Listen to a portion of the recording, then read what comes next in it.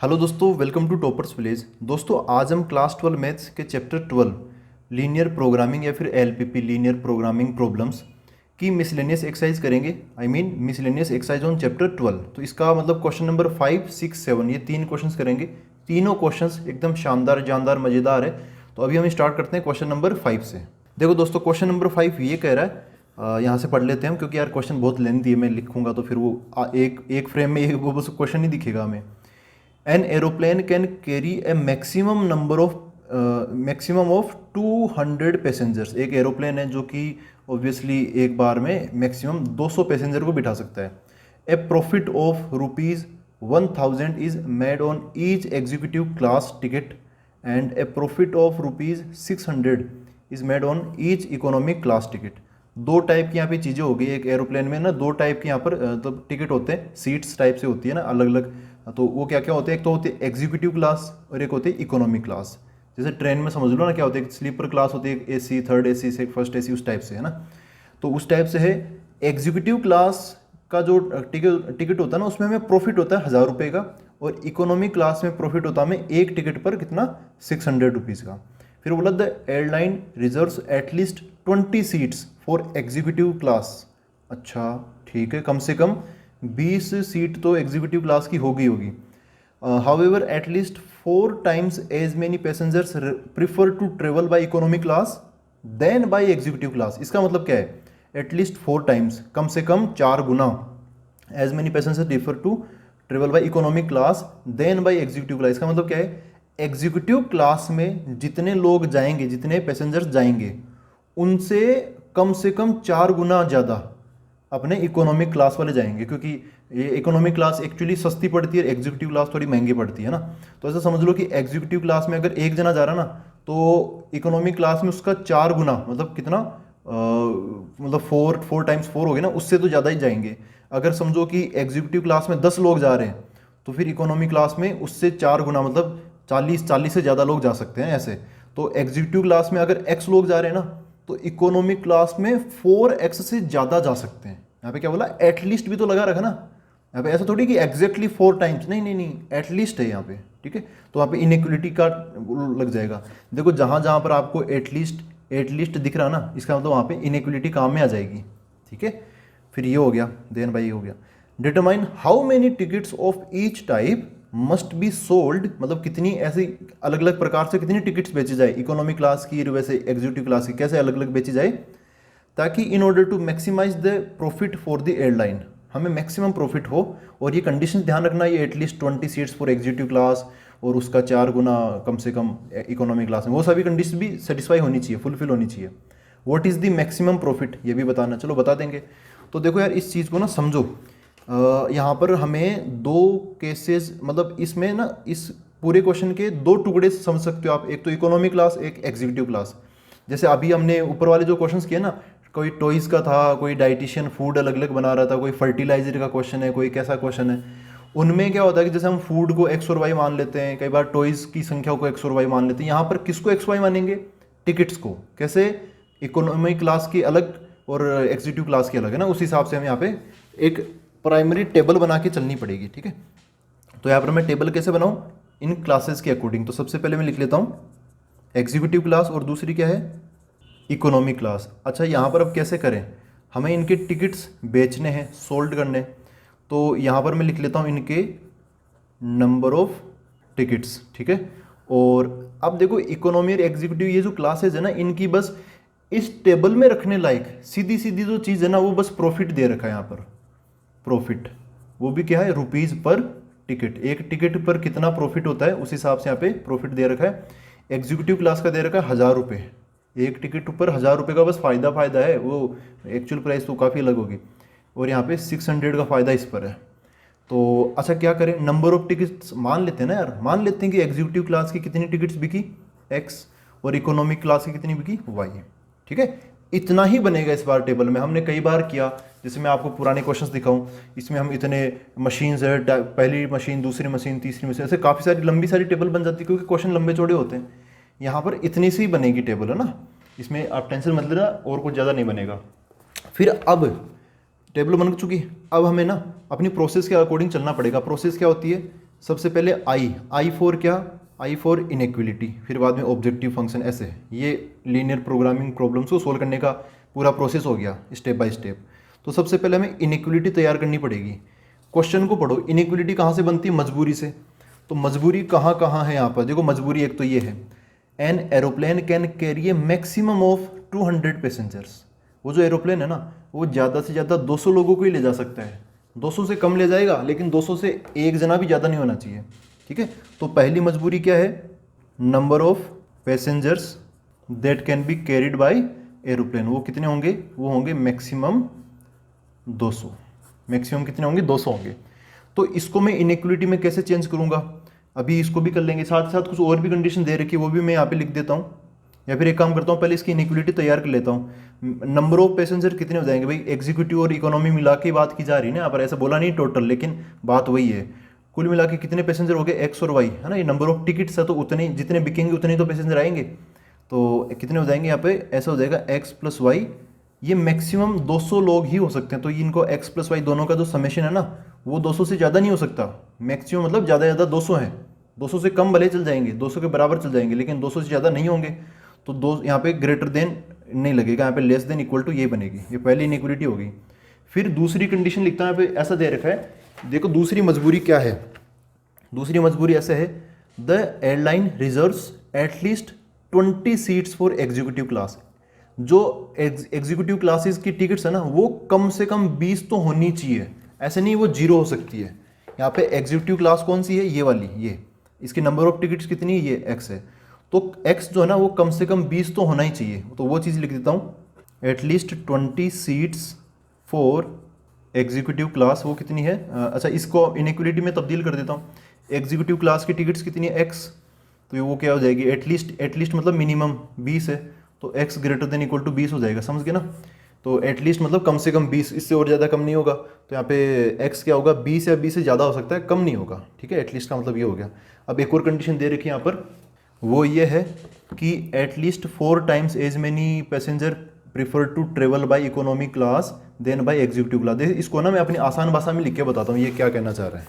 Passengers in economic class is equal to at least 4 times of passengers in executive class, ठीक है। यहाँ पे क्या है, एटलीस्ट यहाँ पे बराबर है, इसका मतलब ऐसे कंफ्यूज मत हो ना। अभी एटलीस्ट को हटाऊंगा ना मैं, यहाँ पे वो इनइक्विलिटी बन जाएगी। तो पैसेंजर्स इन इकोनॉमी क्लास मतलब कितने, वाई पैसेंजर्स है ना, यहाँ पर क्या जाएगा, वाई आ जाएगा।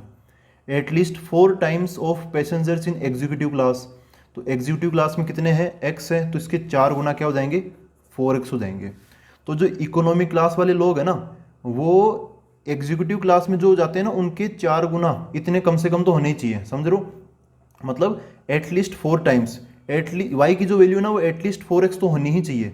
हाँ, एटलीस्ट का मतलब कम से कम, तो y की वैल्यू कम से कम 4x हो सकती है, 4x से और कम नहीं हो सकती। 4x से भले ही ज़्यादा हो जाए, भले ही y की वैल्यू 4x से ज़्यादा हो जाए या बराबर हो जाए, लेकिन उससे कम नहीं होगी। ये हो गया एटलीस्ट का मतलब, हमने ऐसे निकाला, ठीक है। आप उसको ऐसे हिंदी अनुवाद करके समझ सकते हो, बहुत ईजिली समझ में आ जाता है। तो देखो दोस्तों, यहाँ पर ना हम अपना क्या था मिशन, सबसे पहले ये था आई फॉर इनइक्विलिटी।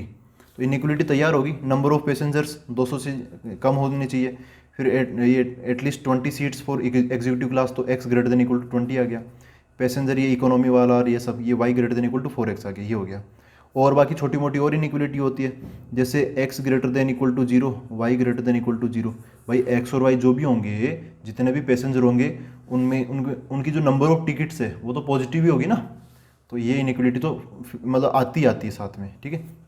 अगली चीज़ क्या है, ओ फॉर ऑब्जेक्टिव फंक्शन है ना, O for objective function. Objective function क्या होता है, वो चीज़ जिसको हमें मैक्सिमाइज या मिनिमाइज करना है। तो यहाँ पे क्वेश्चन में क्या बोला है, क्वेश्चन में ये बोला है what is the maximum profit, है ना, हमारा प्रॉफिट मैक्सिमम क्या होगा, क्या प्रॉफिट होगा ना। तो यहाँ पर मैं क्या लिखूंगा, यहाँ पे लिखूंगा ऑब्जेक्टिव फंक्शन। ऑब्जेक्टिव फंक्शन हमें किसको मैक्सिमाइज करना है, प्रॉफिट को। इसको मैं z बोल दूंगा, इक्वल टू, ये बनेगा कैसे, अगर हम एग्जीक्यूटिव क्लास की x टिकट्स बेचें तो एक टिकट पर 1000 रुपये का फ़ायदा, तो x पर 1000x और इसका 600y हो जाएगा। कुल मिला के कितना प्रॉफिट हो गया, 1000x प्लस 600y, ये हो गया, ठीक है। ये हो गया प्रॉफिट। और प्रॉफिट हमेशा क्या होना चाहता है, हर कोई चाहेगा कि उसका प्रॉफिट क्या हो, मैक्सिमाइज हो, ठीक है, मतलब मैक्सिमम मिले। तो तो ये ऑब्जेक्टिव फंक्शन बीच में। अब देखो इनइक्वलिटी तैयार है, ये इनइक्वलिटी, ये इनइक्वलिटी, ये और ये, वैसे ये तो कोई खास नहीं है, बाकी ये तीन तो है ही खास। इनका डायग्राम बनाएंगे, D4 डायग्राम अब काम करेंगे डायग्राम पर। तो देखो डायग्राम के लिए मैं सबसे पहले इनइक्वलिटीज़ को लिख लेता हूँ। ये क्या है, x plus y less than equal to 200 ना, ये इनइक्वलिटी मैंने यहाँ पे लिख ली। ये अब ये लिख लेता हूँ x greater than equal to 20, x greater than equal to 20, और लास्ट में ये y greater than equal to 4x, ऐसा हो गया।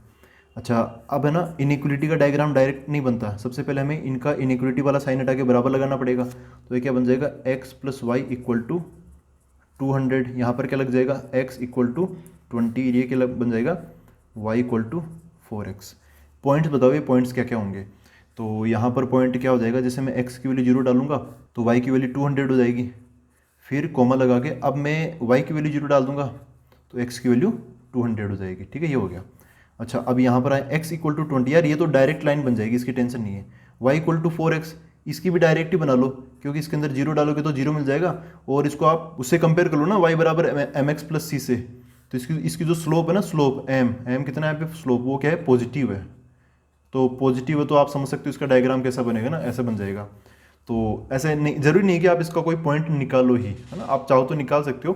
x की वैल्यू 1 डाल दो, क्योंकि अब x की जगह 0 डाला तो y की जगह 0 आ गया, y की जगह 0 डाल के ऐसा थोड़ी कर पाओगे, ये तो खुद 0 0 से पास हो ही रहा है ना। तो पॉजिटिव स्लोप होगा तो इसका जो डायग्राम होगा ना, ऐसा बढ़ता हुआ बन जाएगा, ये हम लिख लेंगे। चलो अब डायग्राम बना ही लेते हैं। यहाँ पर लिख लेते हैं हम, ये कौन सा है, y एक्सिस हो गया, यहाँ पे x एक्सिस हो गया। पॉइंट्स को प्लॉट करके देखते हैं, पॉइंट्स कौन कौन से हैं, बस इसी के हैं, 0 200 और 200 0। तो ये यहाँ ये बन जाएगा, ये बन जाएगा अपना 200, 0, और यहाँ पर क्या आ जाएगा, 0, 200। इनको मिला देंगे तो हमें ये वाली लाइन मिल जाएगी, इनको मिलाना है एकदम स्ट्रेट लाइन से। ओ यार गलत हो गया थोड़ा थोड़ा, चलो कोई ना, समझ जाएंगे। इसकी इक्वेशन क्या है, वो इक्वेशन इसके साथ में, इक्वेशन मतलब ये वाली क्या जाएगी, x plus y equal to 200, ठीक है।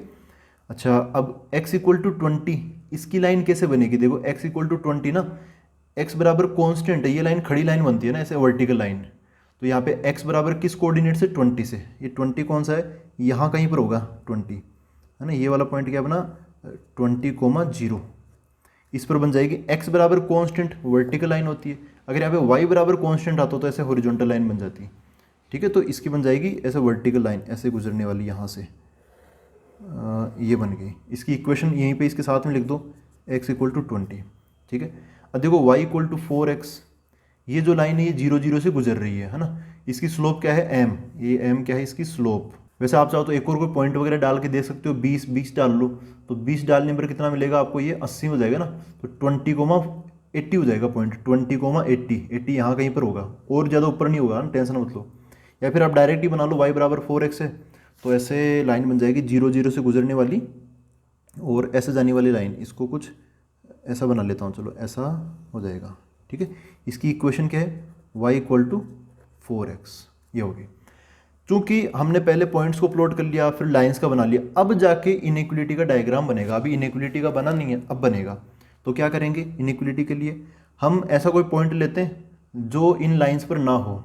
जैसे सबसे पहले अब देखो यार, ये जो y बराबर 4x है ना, ये लाइन तो 0 0 से गुजर रही है, हम हमेशा 0, 0 लिया करते थे, लेकिन अभी y बराबर 4x के लिए नहीं लूँगा, क्योंकि ये तो खुद ही 0 0 से गुजरती है ना। इसकी इनइक्वलिटी के लिए ऐसा पॉइंट चाहिए जो कि इस लाइन पर ना हो।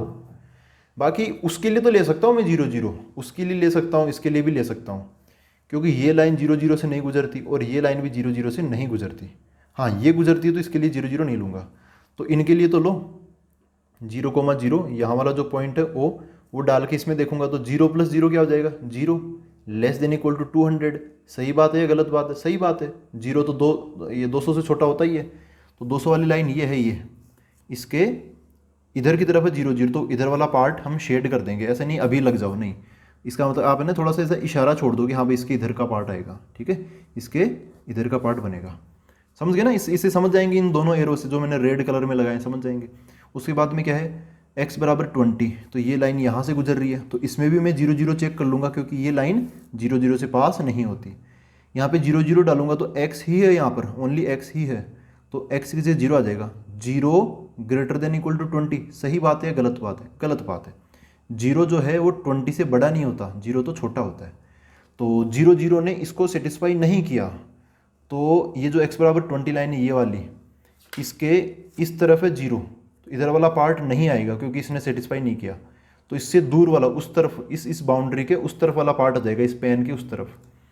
तो मैं बस इतना सा एक हिंट छोड़ देता हूँ कि इसके हम उधर वाला पार्ट लेंगे। फिर y इक्वल टू 4x, इसका डायग्राम कैसा बनेगा, y इक्वल टू 4x, तो चलो ये तो बन ही गया। अब इनइक्वलिटी का देखना हमें, y इक्वल टू 4x इसका। तो देखो यार, इसके लिए मैं जीरो जीरो नहीं डालूंगा, कोई पॉइंट डालो, जीरो जीरो नहीं डालूंगा क्योंकि इसके ऊपर ही है ये जीरो जीरो ना, इसके ऊपर ही है। तो एक काम करता हूँ मैं, यहाँ वाला कोई ये ले लेता हूँ ना 20,0, ये तैयार ही है। तो 20,0 उठाऊंगा और इसमें इसकी इनइक्वलिटी में, इसमें इक्वेशन में नहीं, इनइक्वलिटी में डाल के देखूंगा क्या। देखो यहाँ पे लिख लेता हूँ मैं 20,0 में इस इनइक्वलिटी में डालूंगा, क्या है, y greater than equal to 4x। तो y की जगह क्या आ जाएगा, ये y कोऑर्डिनेट, और x की जगह क्या आ जाएगा, ये x कोऑर्डिनेट। तो y ये यहाँ डालूंगा तो ये बन जाएगा 0 greater than equal to 4x। 4x में 4 इंटू एक्स की जगह क्या आ जाएगा, ये 20, ये 20 आ गया। तो 0 ग्रेटर देन इक्वल टू 80। 0 क्या 80 से बड़ा होता है, ग्रेटर देन इक्वल टू लगा ना, तो क्या ऐसा होता है कि नहीं होता, दिस इज फॉल्स। इसका मतलब 20,0 ने इस पॉइंट ना, ये यहाँ वाला ये जो पॉइंट है, ये इस पॉइंट ने इस लाइन की इनइक्वलिटी को सेटिस्फाई नहीं किया। इस लाइन को मैं ऐसे पेन से बता देता हूँ, ये अपनी लाइन बाउंड्री ये है, ये 20,0, इसने इसको सेटिस्फाई नहीं किया तो फिर इधर वाला पार्ट नहीं आएगा, फिर उसके उधर वाला पार्ट बनेगा। तो इसके लिए मैं एरो लगा लेता हूँ इधर वाला, ठीक है, ऐसे बन जाएगा, और एक ऐसे एरो लग गया। और बाकी ये तो आप जानती हो कि यहाँ पर जो x ग्रेटर देन 0 y, इनका क्या मतलब है, इनका मतलब है फर्स्ट क्वाड्रेंट है ना, x भी पॉजिटिव y भी पॉजिटिव, फर्स्ट क्वाड्रेंट। तो अब सोचो एक बार, ये इधर जा रहा है, ये इधर है, और ये इसके इधर है, तो कौन सा वाला पार्ट इन तीनों इनइक्वलिटी का कॉमन पार्ट बनेगा, कॉमन ग्राफ बनेगा, कौन सा। देखो फिर से, इसके नीचे वाला पार्ट है ना, नीचे वाला, इसके इधर ऊपर वाला पार्ट, और इसके दाईं तरफ वाला पार्ट। तो आपको नहीं लग रहा कि ये वाला पार्ट सबका कॉमन है ना, ये तो होगा यार, हो गया। देखो इसके इधर वाला है ना, इस लाइन के इधर ही तो है, और ये जो 200 वाली लाइन है ना, ये वाली लाइन इसके नीचे ही तो है ये, और जो ये है y इक्वल टू 4x इस लाइन के ऊपर है, ऊपर ही होना चाहिए, यहाँ पे मैंने एरो लगा रखा है। तो अपना क्या क्या प्रोसेस होती है, सबसे पहले इनइक्वलिटी आई, जो हमने वैसे पैसेंजर वगैरह क्या क्या थे ये सब बना लिया। फिर बाद में ओ मतलब ऑब्जेक्टिव फंक्शन, ये प्रॉफिट वाला। फिर बाद में एफ नहीं डी मतलब डायग्राम। फिर आता है एफ मतलब फिजिबल रीजन। तो ये हो गया अपना फिजिबल रीजन। ये इस बार मैं नहीं लिख रहा क्योंकि यहाँ पे जगह की कमी है, ठीक है। तो ये हो गया अपना फिजिबल रीजन। फिर एफ के बाद क्या आता है C for corner points. Corner point किसके, जो एक कॉमन आए ना फिजिबल रीजन, उसके कॉर्नर पॉइंट्स। तो कॉर्नर पॉइंट के कोऑर्डिनेट हमें पता होने चाहिए, एक ये वाला पॉइंट पता हो ए, ये वाला पॉइंट पता हो बी, और ये वाला पॉइंट पता हो हमें सी। अब ये तो नहीं पता, एक भी नहीं पता, तो तीनों हमें निकालने पड़ेंगे, तीनों के तीनों निकालने पड़ेंगे।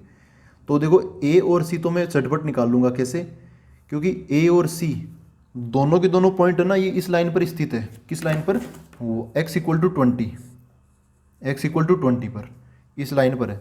तो दोनों का जो x कोऑर्डिनेट होगा ना, x कोऑर्डिनेट, इसका 20 है तो इसका भी 20, इसका भी 20 ना, वर्टिकल लाइन पर x कोऑर्डिनेट सेम रहता है। तो इसका 20 तो इसका भी क्या हो जाएगा 20, और इसका भी क्या हो जाएगा, इसका भी हो जाएगा 20 कोमा। y कोऑर्डिनेट अभी निकाल लेते हैं।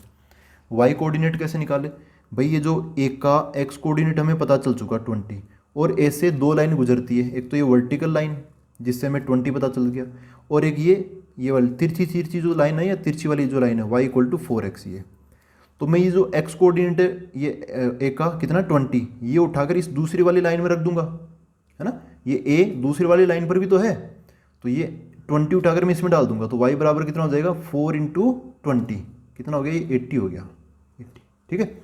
अच्छा, अब c का x कोऑर्डिनेट क्या है 20, क्योंकि ये वर्टिकल लाइन पर है, x बराबर 20 लाइन पर है, तो x बराबर 20 लाइन, एक ये सी पॉइंट इस लाइन पर और एक इस लाइन पर भी है, ये 200 वाली जो लाइन है वो, ठीक है।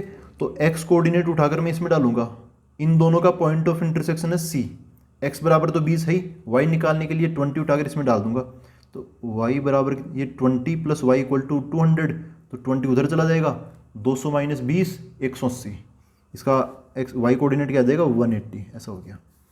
अच्छा, बी के कोऑर्डिनेट्स नहीं पता अभी, बी के तो यार निकालने पड़ेंगे, तो बी के लिए मैं रफ इस्तेमाल कर लेता हूँ।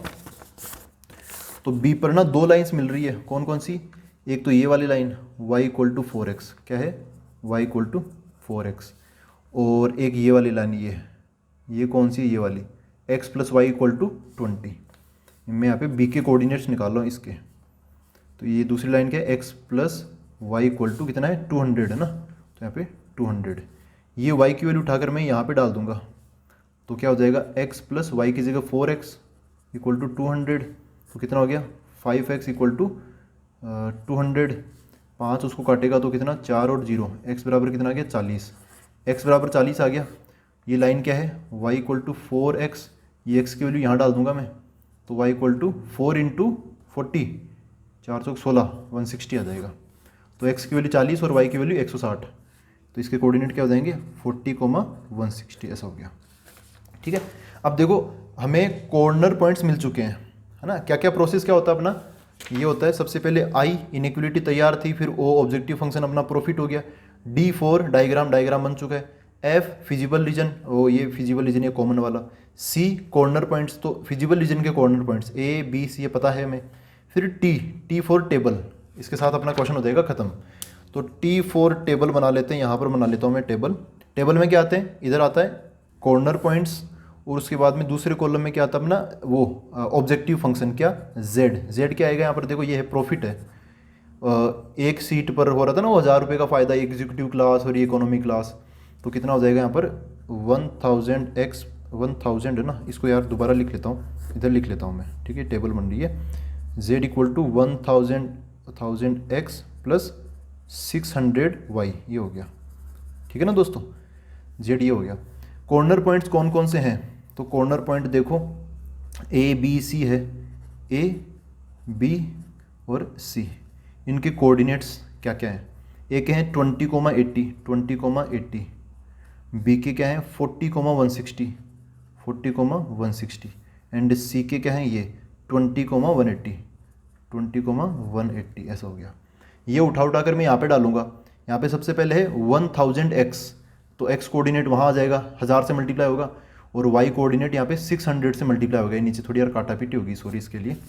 अच्छा एक एक पॉइंट उठा के डालते हैं इसमें, ये 20 उठाकर यहाँ डालूंगा, है ना, ऐसा फॉर्मेट है 1000x प्लस 600y, तो x और y यहाँ पे डालते चलो, 20,80 यहाँ पे 20 आ जाएगा, तो 20 इंटू 1000 ये हो गया 20,000 प्लस फिर 80 उठा के यहाँ पे डालूंगा, तो 8 और 6 मल्टीप्लाई होकर क्या बन जाएगा 48, और 1 0 ये 2 0 ये है, तो टोटल 3 0, तो ये कितना हो गया टोटल मिला के 3 0 3 0, यहाँ पे 3 0, तो ये आ जाएगा 20 और 48 68,000 का होगा, अगर हम इतने इतने ऐसे एग्जीक्यूटिव क्लास के 20 और इकोनॉमी क्लास के हम 80 पैसेंजर लेके चले तो। अच्छा अगला केस 40 160 ले तो 40 उठाकर यहाँ पे डाल दूंगा, तो क्या हो जाएगा 1000 और ये 40, तो ये हो जाएगा 40,000 प्लस ये 160 यहाँ पर आ जाएगा, तो 1 2 2 0 तो इसके 1 0 इसका, ये 3 0, 16 इंटू 6 ये हो जाएगा 96, जोड़ते हैं इनको 3 0 3 0 1 2 3 0, ये हो जाएगा 1 2 3, उसके बाद में 96 और 40, तो ये कितना हो जाएगा 96 100 और 40 140, 4 कम कर लो 136 हो जाएगा ना, 136 इतना हो गया 136।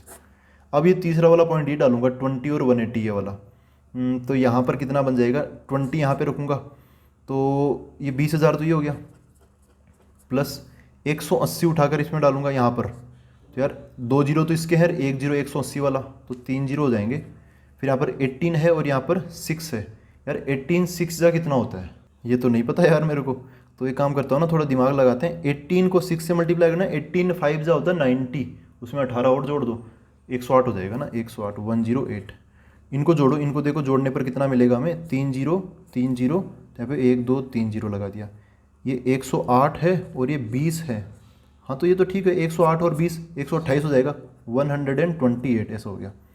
तो अब देखो इसमें क्या पूछना है हमें, प्रॉफिट बताना है, और वो भी कौन सा मैक्सिमम प्रॉफिट बताना है हमें, तो यहाँ पर मैक्सिमम प्रॉफिट कौन सा मिल रहा है 68,000 1,36,000 1,28,000, तो ये वाला मैक्सिमम हो गया ना यार, है ना, ये कहाँ पे मिल रहा है यहाँ पर मिल रहा है हमें अपना मैक्सिमम, इसको तो बंद कर देता हूँ, ये तो टेबल यहीं पे क्लोज हो गई। अपना जो मैक्सिमम प्रॉफिट है ना वो कौन सा है, मैक्सिमम प्रॉफिट ये है 1,36,000, और ये कहाँ पर मिला, एक्स की वैल्यू क्या है, एक्स की वैल्यू 40, एक्स की वैल्यू 40 पर और वाई की वैल्यू 160 पर हमें मिलता है ये मैक्सिमम प्रॉफिट। समझ गए ना, ये चीज़ मैं यहाँ पे लिख रहा हूँ। एक्स का मतलब क्या है, एक्स का मतलब है एग्जीक्यूटिव क्लासेस की कितनी टिकट्स हमने बेची है, number of tickets of executive class. तो एग्जीक्यूटिव क्लास की तो बेचो 40 और इकोनॉमी क्लास की बेचो 160, तो हमें सबसे ज़्यादा प्रॉफिट होगा।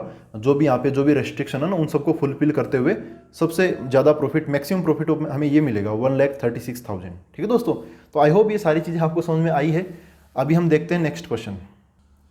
देखो दोस्तों, अब हम करते हैं मिसलेनियस एक्सरसाइज चैप्टर 12 क्लास 12 का क्वेश्चन नंबर 6। ठीक है, ये लीनियर प्रोग्रामिंग है। तो देखो यहाँ पर ना क्वेश्चन की कुछ डेटा मैंने यहाँ पे लिख रखे हैं फॉर्मेट, लेकिन ये अभी एक बार क्वेश्चन पढ़ ले तो सारी चीज़ समझ में आ जाएगी। बहुत शानदार क्वेश्चन है, बहुत मज़ेदार, और इसमें अलग तरीके से करेंगे। देखो दोस्तों, जैसा क्वेश्चन नंबर 6 है ना, वैसा ही है क्वेश्चन नंबर 7, और वैसा ही अपने पास में एग्जाम्पल 11। देखो एग्जाम्पल 11 है ना, ये ट्रांसपोर्टेशन प्रॉब्लम, बहुत बढ़िया है। यहाँ पर आप देखोगे ना, शानदार तरीके से इसको कर रखा है एग्जाम्पल को, ऐसा कुछ टेबल दे रखे, इसको इस तरीके से हम भी डायग्राम इसी टाइप से बना के देखेंगे। बहुत आसान तरीका सीखने के लिए। तो आप ये क्वेश्चन सीखोगे तो आपके दोनों तीनों सारे डाउट क्लियर हो जाएंगे। तो देखो क्वेश्चन नंबर 6 पढ़ते हैं। यहाँ पर बोला है यहाँ पर क्या बोला है, 2 गोडाउन्स, गोदाम है 2, A and B have grain capacity of 100 quintals and 50 quintals respectively. ठीक है, इनमें इतना हम स्टोर कर सकते हैं। They supply to 3 ration shops D E F whose requirements are 60, 50 and 40 quintals respectively.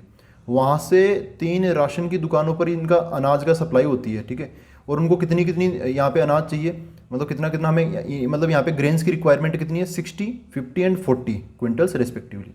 The cost of transportation, अच्छा जो 2 गोडाउन है ना, वहाँ से इन दुकानों तक जाके मतलब सामान पहुँचाने में कितना खर्चा आता है, कॉस्ट ऑफ ट्रांसपोर्टेशन पर क्विंटल, 1 क्विंटल के हिसाब से from the godowns to the shops are given in the following table. ये यहाँ पे दे रखा है, क्या है, ट्रांसपोर्टेशन कॉस्ट पर क्विंटल। ठीक है, फ्रॉम टू ए और बी। देखो इनका मतलब क्या है, फ्रॉम टू का मतलब देख के आना है हमें, है ना, देख के वापस आना है। तो फ्रॉम टू डी, इसका मतलब डी तक सामान पहुंचा के फिर वापस आना, ऐसे। ये ए गोदाम ए से डी तक जाना, ई तक जाना, एफ तक जाके दे के आना है, ऐसे ये गोडाउन बी से हम सप्लाई करके आएंगे। तो इनका खर्चा इस टाइप से दे रखा है। तो ये खर्चा दे रखा है यहाँ पे 6, 4, 3, 2, 2.53 ऐसे दे रखा है ना, रुपीज़ में है ये, और पर क्विंटल है, क्विंटल के हिसाब से। फिर देखो यहाँ पर क्या बोला है, how should the supplies be transported in order that the transportation cost is minimum.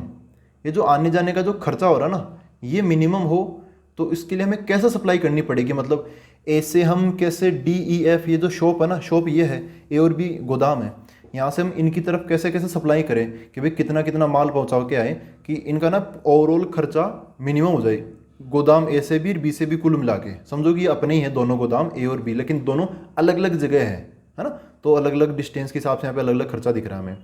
What is the minimum cost, खर्चा कम से कम हो, और वो होगा क्या, वो भी हमें बताना है।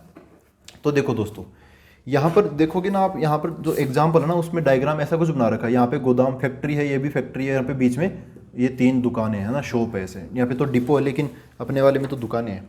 तो यहाँ पर हम डायग्राम कैसे बनाए, पहले यहाँ पे चीज़ों को फुलफिल कर लेते हैं। यहाँ पर जो दे रखा है ना, कैपेसिटी ऑफ गोडाउन ए की कैपेसिटी क्या यहाँ पे दे रखा है, 100 क्विंटल। आप देखते रहे ना, यहाँ पे कितना है, 100 क्विंटल। क्विंटल को मैं क्यों लिख लेता हूँ, तो ये हो गया। और गोडाउन बी की कैपेसिटी कितनी है, 50 क्विंटल, यहाँ पे 50 क्विंटल, ये भी लिख लिया। इनको यार थोड़ा सेपरेट कर लेता हूँ, इनको मैं यहाँ से लाइन खींच के सेपरेट कर लेता हूँ, नहीं तो कन्फ्यूजन रहेगा। ठीक है, गोडाउन ए की कैपेसिटी 100 क्विंटल और उसकी 50 क्विंटल है स्टोर करने की। अच्छा, डिमांड ऑफ शॉप डी की डिमांड देखो यहाँ पर बोला ना, रिक्वायरमेंट कितनी है दूसरी वाली लाइन में, D F whose requirements are 60, 50, 40 quintals पर, अच्छा रेस्पेक्टिवली है 60, 50 और 40। तो यहाँ पर कितना बन जाएगा, 60 क्विंटल, 50 क्विंटल, यहाँ पे 40 क्विंटल। अब हमें क्वेश्चन को मुड़ के देखने की जरूरत नहीं है, हमने सारी चीज़ें यहाँ पे ऐसे सिस्टमेटिक वे में लिख ली है। अब देखो यार, हमें डायग्राम कैसा बनाना चाहिए, उस एग्जाम्पल में, एग्जाम्पल नंबर 9 था, 11 था ना, वैसा बनाना चाहिए कुछ और टाइप का। तो समझो अगर आप ये दुकानों को यहाँ बना लेते हो ऐसे, दुकानों को तो एक लाइन में बना लेंगे, डी ई और एफ।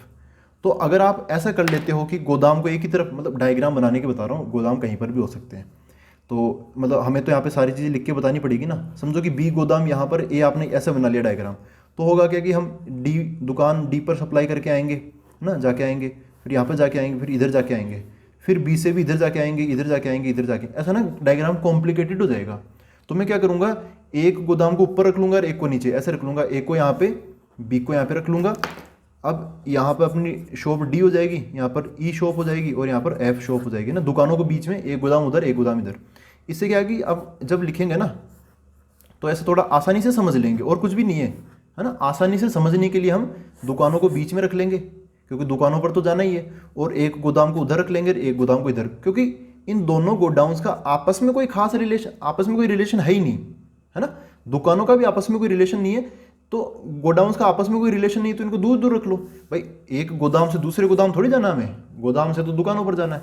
तो डायग्राम ऐसा बनाएंगे, एक को उधर और एक गोदाम को इधर बना लेंगे, ठीक है। तो यहाँ पर बनाना चालू करते हैं। एक गोदाम, यहाँ पे मैं गोडाउन ए लिख लेता हूँ। अच्छा यार, एक काम करो, उसकी जो कैपेसिटी वगैरह है ना, कि उसमें कितना सामान पड़ा हो, उसके साथ में लिख लो। यहाँ पे 100 क्विंटल है, 100 क्विंटल रखता है ये, तो ए लिख के यहाँ पर मैं क्या कर लेता हूँ, यहाँ पर नीचे की तरफ 100 लिख लेता हूँ, 100, ठीक है। ऐसा एक ये गोदाम यहाँ पर हो गया, ये 100 है। और गोदाम बी को मैं बाद में नीचे बना लूँगा, पहले दुकानों को बना लेता हूँ। शॉप डी, ई और ई है ना, डी, ई एंड एफ, इनको लिख लेता हूँ। तो शॉप डी को मैं यहाँ पे बना लेता हूँ, डी, ये क्या है, शॉप है ये, शॉप डी। इसकी कैपेसिटी, इसकी रिक्वायरमेंट कितनी, डिमांड कितनी है, 60 क्विंटल है, तो उसको मैं यहाँ पे नीचे लिख लेता हूँ 60, ये हो गया। फिर अगली शॉप क्या है, अगली शॉप है अपनी ई, इसकी डिमांड कितनी है, 50 क्विंटल की, 50, इसको मैं यहाँ पे लिख लेता हूँ। और अगली शॉप क्या है, एफ, तो यहाँ पे लिख लेता हूँ मैं शॉप एफ, इसकी ही डिमांड कितनी है, 40, तो ये 40 है ना। क्वेश्चन को ना समझोगे ना यार, एक बार में समझ में आ जाएगा ये क्वेश्चन। बस ऐसा लगता है कि यार कितना सारा कॉम्प्लिकेटेड हो गया, आप ना एक एक चीज़ को बस एक बार में देखते हुए चलो। आपको मैं ऐसा लग रहा हूँ कि स्लो बोल रहा हूँ, फिर स्लो स्लो समझा रहा हूँ, तो आप वो 2x पे चला लो आराम से, स्पीड करके। अच्छा, गोदाम बी को बना लेते हैं, गोदाम बी को मैं यहाँ पे बना लेता हूँ। अच्छा यार, मेरे को ना कमेंट बॉक्स में ये जरूर बताना, आप में से कितने लोग एकदम फास्ट फॉरवर्ड करके देखते हैं, क्योंकि मैं भी स्टडी रिलेटेड वीडियो मतलब एकदम फास्ट करके देखता हूँ, थोड़ा जल्दी समझ में आ जाता है और जल्दी लगता है, बढ़िया सुनने में मज़ा आता है। ए गोदाम ए को उधर बना लिया, गोदाम बी को मैं यहाँ पे बना लेता हूँ बी। इसकी कैपेसिटी है ना, ये तो स्टोर करेगा कितनी है, 50 क्विंटल, कितनी इसकी कैपेसिटी, 50 क्विंटल है। इसकी 100, इसकी 50, और इनकी रिक्वायरमेंट 60, 50 और ऐसे है 40। अच्छा एक चीज़ देखो, एक चीज़ आप नोटिस करो, ये गोदाम है, ये गोदाम है, इनकी टोटल कैपेसिटी कितनी है, ये 100 और ये 50, 150 है ना, इनके पास में 150 क्विंटल अनाज पड़ा हुआ है। इनकी जो रिक्वायरमेंट है ना, ये भी फिक्स 150 ही है ना। देखो 60 और 40, ये कितना हो गया, 100 और ये 50, 150 हो गया।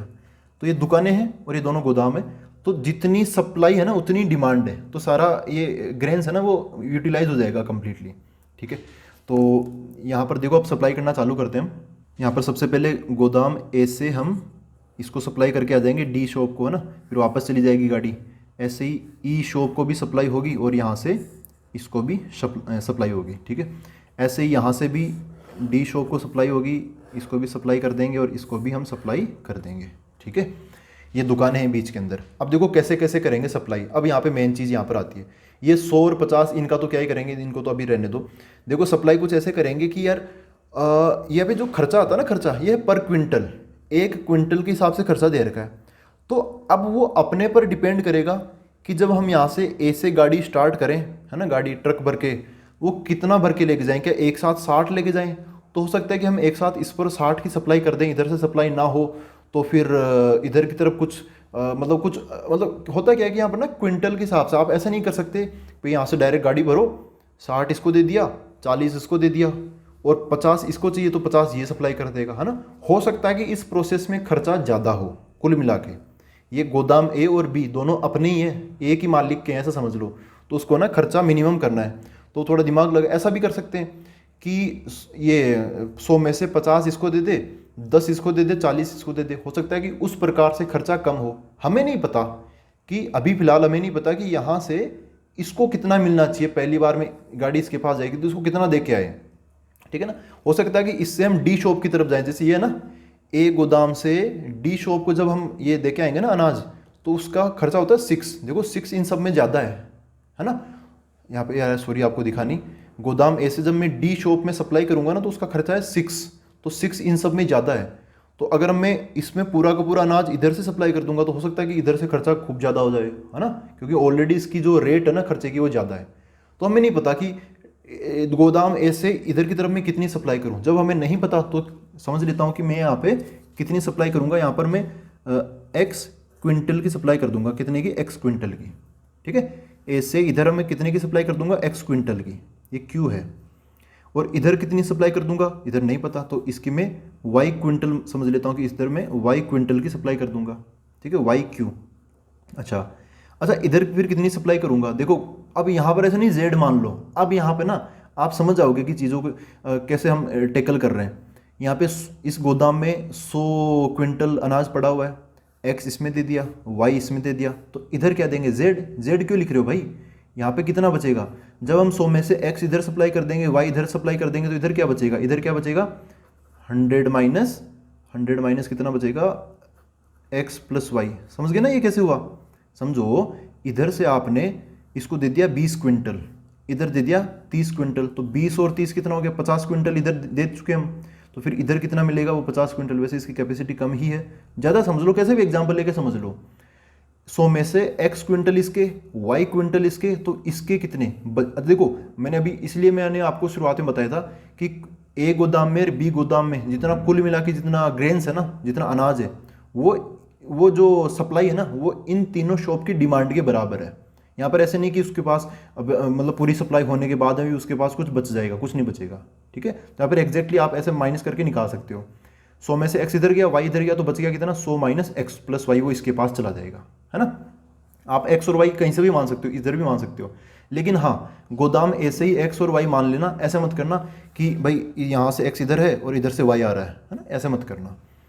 गोदाम ऐसे ही मान लेना एक्स और वाई, और फिर बाकी सारी चीज़ें एक्स और वाई में निकलती चली जाएगी। देखो कैसे, अब मैं गोदाम बी से इन शॉप्स की सप्लाई करूँगा, तो गोदाम बी से मैं ट्रक लेके जाऊँगा शॉप डी पर, दुकान डी के पास। एक्चुअली उधर से गोदाम ए से सप्लाई हो चुकी है पहले, कितने क्विंटल की, एक्स क्विंटल की, तो फिर यहाँ से मैं कितना क्विंटल लेके जाऊँगा, उसके पास कितना है टोटल, देखो यहाँ पे 60 क्विंटल की रिक्वायरमेंट थी, एक्स क्विंटल उधर से सप्लाई होगी, तो अब इसकी रिक्वायरमेंट कितनी है, 60 माइनस एक्स, तो इधर से मैं कितनी सप्लाई करूँगा, 60 माइनस एक्स क्विंटल की सप्लाई करूँगा मैं, ठीक है। यहाँ पर आते हैं, जो शॉप ई है ना, दुकान नंबर ई, इसके लिए वाई क्विंटल की सप्लाई हो चुकी है, इसको ज़रूरत है 50 क्विंटल की, 50 क्विंटल में से वाई क्विंटल मिल चुके हैं, अब कितने बचे, अब बच के 50 माइनस वाई, है ना, ये मैं इधर सप्लाई कर दूंगा। तो इस 50 क्विंटल में से 60 माइनस एक्स इधर चला गया, 50 माइनस वाई इधर चला गया। अब इसके पास कितनी सप्लाई होगी, सब लोग गोदाम ए से और बी से शॉप एफ के पास में सबसे लास्ट में जा रहे हैं, तो जो बचा कुचा अनाज है वो इसके पास में हम छोड़ के आ जाएंगे, लेकिन टेंशन मत लो, कम नहीं पड़ेगा उसके पास, क्योंकि सप्लाई और डिमांड बराबर है।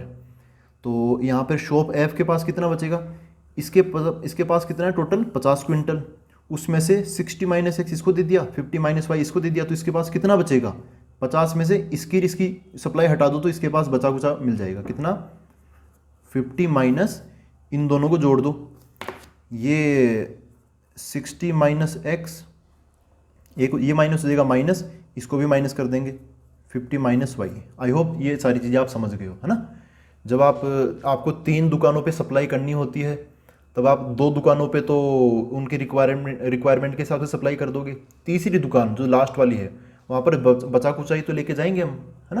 तो बचा कुचा के लिए टोटल 50 है, उसमें से ये माइनस कर दिया तो ये इसके पास चला जाएगा। आई होप आप ये सारी चीज़ समझ गए हो, ठीक है। तो यहाँ पर आप एक चीज़ नोटिस करो, मैंने ना इस डायग्राम में ये जितने भी एरो है ना, उनके लेफ्ट साइड में ब्लैक कलर से मैंने लिखी है सप्लाई, कितना क्विंटल है वो सब। इन सभी एरोज के राइट साइड में मैं रेड कलर से लिखूंगा खर्चा, है ना, खर्चा अब मैं लिखूंगा। तो गोदाम ए से डी दुकान पर फ्रॉम टू, मतलब जाके आने का खर्चा कितना है, 6 रुपीज़ पर क्विंटल, तो मैं बस 6 लिखूंगा, कितना, 6 रुपीज़ का साइन लगा दूंगा। चलो, तो ए से डी का खर्चा कितना है, 6, तो ए से डी दुकान का खर्चा है ₹6, ये हो गया। फिर अगली चीज़ डी ई और एफ दोनों का एक साथ ले लेना, ए से डी का आ गया, ई का और एफ का देख लो, ये क्या, ए से ई का है 3, ए से एफ का है 2.5, तो यहाँ पे ₹3 आ जाएगा और यहाँ पे ₹2.5 हो जाएगा। ठीक है। अच्छा, अब गोदाम 20 से हमें डी ई एफ इनकी सप्लाई का क्या खर्चा, डी ई एफ ये नीचे से सप्लाई कर रहे हैं, अब कितना है 423, तो यहाँ पे आ जाएगा ₹4, यहाँ पे ₹2, 423, ये है ₹3। ठीक है दोस्तों। अब देखो, अब हमें क्या करना पड़ेगा, अभी भी काफ़ी सारी चीज़ें बची, अभी तो बस क्वेश्चन समझ में आया है, इतना सब कुछ हो गया, ये सब कुछ हमने, ये जितनी भी चीज़ें हैं ना वो हमने यहाँ पर प्लॉट कर ली। अब हमें उन डेटा को देखने की ज़रूरत नहीं है, अब हम इसको देखेंगे, इसको देख के अब हमें क्या क्या काम करना है। अब यहाँ पर ना अपनी प्रोसेस भी थोड़ी थोड़ी बदल जाएगी। हाँ, सबसे पहले इनइक्वलिटीज़ तैयार कर लेते हैं और उसके बाद में ये क्या बोलते हैं, ऑब्जेक्टिव फंक्शन वगैरह बाद में देखेंगे, डायग्राम वगैरह बना लेंगे, इनइक्वलिटी के बाद डायग्राम बना लेंगे सीधा हम। तो देखो दोस्तों, यहाँ पर कैसे कैसे इनइक्वलिटीज़ बनाएंगे, यहाँ पर तैयार कर लेता हूँ मैं इनइक्वलिटीज़ सबकी सिंपल होगी, एकदम सिंपल इनइक्वलिटीज़ होगी। देखो यहाँ पे जो इनइक्वलिटी को मैं ब्लैक कलर से बना लेता हूँ, क्योंकि यहाँ पर इनइक्वलिटी लगेगी एक्स वाई, ये सब मैंने ब्लैक कलर से लिखे हैं। तो सीधी सी बात ये है कि जब हम किसी दुकान पे जाके सप्लाई करके आते हैं ना, तो कितना अनाज लेके जाएंगे, वो क्या है, यहाँ पर ये ब्लैक कलर से मैंने एक्स और वाई में लिखा हुआ है, वो ऑब्वियसली यार पॉजिटिव ही तो होगा। आप किसी गोदाम से दुकानों पे सप्लाई कर रहे हो तो दुकान से लेके थोड़ी आओगे, गोदाम तो देता है ना, दुकानें लेती है। तो उस हिसाब से देखा, उस हिसाब से कर रहे हैं, मतलब एकदम देसी भाषा में समझ लो यार, कि ये जो x है ना, इधर x सप्लाई किया तो x क्विंटल है, वो क्या होगा, ग्रेटर देन इक्वल टू 0 होगा ऑब्वियसली होगा यार, सप्लाई करेंगे। हाँ, ऐसा हो सकता है कि उधर बिल्कुल भी सप्लाई ना करे, है ना, ऐसा भी हो सकता है, 0 हो जाएगी सप्लाई, लेकिन नेगेटिव नहीं होगी सप्लाई हमेशा पॉजिटिव होगी। जितना भी हम अनाज देके आएंगे वो पॉजिटिव में ही देके आएंगे, दुकान से लेके नहीं आएंगे वापस में कि चलो गोदाम भरते हैं वापस निकालो सामान, ऐसा नहीं। ठीक है। तो यहाँ पे जो जो लिखे हुए ना, यहाँ पे एक्स वाई, ये 100 माइनस एक्स प्लस वाई, ये 60 माइनस एक्स, ये और ये सब कुछ यहाँ पे मैं ग्रेटर देन 0 लगाने वाला हूँ, पहले बता देता हूँ। तो x greater than equal to 0 हो गया, ऐसे ये वाली supply y greater than equal to 0, ऐसे ये वाली supply 100 minus x plus y, ये भी ग्रेटर देन इक्वल टू 0। और जहाँ पे आपको लग रहा है कि यार इसको सोल्व कर लें, जैसे इसको सोल्व करने की जरूरत नहीं है, इसको जरूरत नहीं है ना, ऐसे ही है, इसको थोड़ा सोल्व कर लो। मैं यहाँ पे ना ऐसे डॉट लगा लेता हूँ, ये पहली इनइक्वलिटी, ये दूसरी इनइक्वलिटी, ये तीसरी इनइक्वलिटी, इसको थोड़ा सोल्व कर लेते हैं। कैसे, एक काम करता हूँ, यहाँ पर जो x प्लस वाई ना, इसको मैं RHS में ले जाता हूँ, क्योंकि यार इनके कोएफिशिएंट नेगेटिव है ना, तो ये उधर जाके पॉजिटिव हो जाएंगे। तो कैसा हो जाएगा, ये x प्लस वाई उधर चला गया, तो ऐसा हो गया 100 greater than equal to x plus y. अब इसको थोड़ा मैं LHS में लिख लेता हूँ, ऐसे थोड़ा सही लगता है, x plus y less than equal to 100। ठीक है, ये हो गया, ये इनइक्वलिटी, ये इनइक्वलिटी और ये इनइक्वलिटी। अच्छा, समझ गए ना, यहाँ पे x प्लस वाई छोटा है 100 से, तो इधर ऐसे लिख दिया, तब भी मैंने छोटे वाला साइन x प्लस वाई की तरफ ही लगाया। ये इनइक्वलिटी, अगली इनइक्वलिटी क्या है, मैंने ये वाला लगा लिया। अब इस पे आऊँगा, इधर गोदाम बी से ये जो सप्लाई है 60 माइनस एक्स, ये भी पॉजिटिव होगी, तो 60 माइनस एक्स, ये भी greater than equal to 0। X उधर चला जाएगा तो क्या बन जाएगा, एक्स छोटा हो जाएगा और 60 बड़ा, तो उसको मैंने ऐसे इंटरचेंज करके लिख देता हूँ, x less than equal to 60, ये हो गया। उसके बाद अगली इनइक्वलिटी इस पर लग जाएगी। यहाँ पे देखो 1 2 3 4 5 6 है ना, यहाँ पे 6 इनइक्वलिटी आएगी, हर एक सप्लाई पॉजिटिव है इसके हिसाब से ना। ये लिख ही देता हूँ मैं कि जो भी आप सप्लाई कर रहे हो ना, सप्लाई वो क्या है, ग्रेटर देन इक्वल टू 0। अब आप समझ जाओगे, जो भी सप्लाई वो क्या है, ग्रेटर देन इक्वल टू 0। तो यहाँ वाली सप्लाई क्या है, 50 माइनस वाई, तो 50 minus y greater than equal to 0। यहाँ से क्या मिल जाएगा, ये वाई उधर चला जाएगा, तो 50 greater than equal to Y, तो Y less than equal to 50। थोड़ा मैं मतलब इसको सही करके भी लिख रहा हूँ, ये हो गई। और कौन सी इनइक्वलिटी, अब ये लास्ट, ये सबसे बड़ी इनइक्वलिटी है, इसको भी देखते हैं। यहाँ पर क्या होगा, ये कितनी सप्लाई है, पहले सप्लाई लिखो, 50 में से हमने ये 60 माइनस एक्स माइनस किया, माइनस 50 माइनस वाई, ये जो भी सप्लाई ये भी क्या होगी, ग्रेटर देन इक्वल टू 0 होगी। ठीक है, ग्रेटर देन इक्वल टू 0। इसको थोड़ा सिंप्लीफाई करें, ब्रैकेट खोलो सबसे पहले, ये 50 minus 60 plus x minus 50 minus minus plus का वाई हो जाएगा, ग्रेटर देन इक्वल टू 0। ये 50 से 50 कट जाएगा, यहाँ पे x बच गया और ये y बच गया, तो क्या हो गया, x प्लस वाई, यहाँ पे माइनस 60 उसको मैं उधर भेज दूंगा, ग्रेटर देन इक्वल टू 60 हो जाएगा। ये बन गई अपनी इनइक्वलिटी। ठीक है, तो यहाँ पे 6 तरीके से सप्लाई कर रहे थे हम, 1 2 3 4 5 6 नीचे से ऊपर से, है ना। तो 6 इनइक्वलिटी बनी कि नहीं बनी, 1 2 3 4 5 6 सारी इनइक्वलिटी कैसे बनी है कि भाई जो भी सप्लाई है वो क्या होनी चाहिए, ग्रेटर देन इक्वल टू 0। देखो इनइक्वलिटीज तैयार है। अब इनइक्वलिटी के बाद में इन इनइक्वलिटीज का डायग्राम बना लेते हैं। तो देखो डायग्राम कैसे बनाएंगे, डायग्राम में वही यार अपना एक्सपर्ट लेवल लगाएंगे एकदम, है ना। तो डायग्राम में यहीं पे बना लेता हूँ, DIA ग्राम। तो डायग्राम में क्या करेंगे, सबसे पहले अपना y एक्सिस बन जाएगा, फिर ऐसे बन जाएगा अपना x एक्सिस, यहाँ पे लाइंस वगैरह। अच्छा एक एक चीज़ देखो, x greater then 0 y greater then 0 इनकी टेंशन लेने की जरूरत नहीं है। इनका मतलब क्या होता है कि x पॉजिटिव y पॉजिटिव मतलब फर्स्ट क्वाड्रेंट, ठीक है। इनका मतलब बस यही होता है कि फर्स्ट क्वाड्रेंट। फिर यहाँ पर आते हैं, यहाँ पर जो थोड़ी बहुत कॉम्प्लिकेटेड इनइक्वलिटी ना वो एक तो ये है, मतलब थोड़ी बहुत ही, बहुत ज़्यादा नहीं है। एक तो ये x plus y less than equal to 100 और एक ये है x plus y greater than equal to 60। और ये भी मेरी बात मानो, ये दोनों इनइक्वलिटी में ना ये भी बहुत आसान है, आप इसको देखते ही बना सकते हो, देखते ही। देखो कैसे, ये तीसरे नंबर की x plus y less than equal to 100 है। तो यहाँ पर हम इनइक्वलिटी का डायग्राम कैसे बनाते हैं, प्रोसेस तो याद है ही, यहाँ पर वो सारी चीज़ मेंशन करने की जरूरत नहीं है। यहाँ पे क्या है, x plus y less than equal to 100। आप सबसे पहले क्या करते हो, अभी तक देखो आपने सीख चुके हैं ना, तो डायग्राम में यहाँ पे रफ में तैयार करते हुए चलता हूँ, ठीक है। आप इनइक्वलिटी से कैसे डायग्राम बना रहे हो, कैसे पॉइंट निकाल रहे हो, वो दिखाना जरूरी नहीं है, ठीक है। आपका ना आपके 2-3 पेज तो इसी के अंदर भर जाएंगे, तो वो दिखाना जरूरी नहीं है। आप बस वो दिमाग में या रफ में सोल्व कर लेना, जब भी एग्जाम में भी क्वेश्चन आए तो रफ में दिखा देना कि कैसे किया। x plus y less than equal to 100, तो आप सबसे पहले बराबर लगाओगे, तो x plus y equal to 100। तो यहाँ पे आप पॉइंट पता करोगे, x की वैल्यू 0 डाली तो y की वैल्यू 100 होगी, और y की वैल्यू 0 डाली तो x की वैल्यू 100 हो जाएगी। तो इसके लिए हम क्या करते हैं, यहाँ पर ये 100 पॉइंट हो जाएगा, और यहाँ वाला ये 100,0 हो गया, और ये वाला 0,100 हो जाएगा।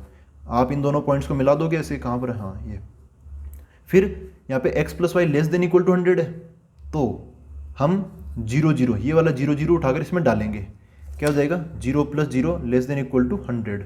क्या ये चीज़ सही है गलत है, 0 तो 100 से छोटा होता ही है, सही बात है।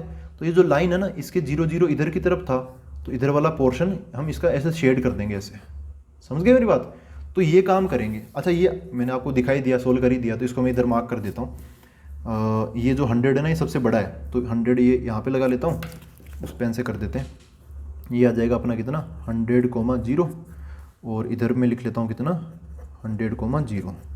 इनको ज्वाइन कर देता हूँ यार, एकदम सीधा बनना चाहिए डायग्राम, देखो एकदम सीधा, तो ऐसे बन जाएगा, वाह, है ना। इसकी जो इक्वेशन है ना, वो इसके साथ में ही लिख दो। इसकी इक्वेशन क्या है, x प्लस वाई बराबर, क्योंकि ये इनइक्वलिटी नहीं है ना, ये तो बाउंड्री है, बाउंड्री मतलब बस ये बाउंड्री ना, सीमा है। तो इसका इक्वेशन क्या है, x प्लस वाई बराबर 100, ठीक है। अभी अभी मैंने आपको बताया कि इस इनइक्वलिटी में जो इसका जो बनेगा ना वो डायग्राम, वो 0 0 की तरफ वाला बनेगा, क्योंकि इसको 0 0 सेटिस्फाई कर रहा है, तो इधर वाला बनेगा। अब ऐसे नहीं, ये तो मैंने रफ में बताया कि इधर वाला बनेगा, तो मैं ना ऐसे एक छोटा सा इशारा बना दूंगा ऐसे, है ना, यहाँ पर अपने वाले डायग्राम, नहीं तो फिर बहुत ऐसे गंदगी फैल जाएगी इसमें। तो ऐसे बन जाएगा, और एक ऐसे बना दिया। अब समझ जाएंगे ना कि इस लाइन के इधर वाला है।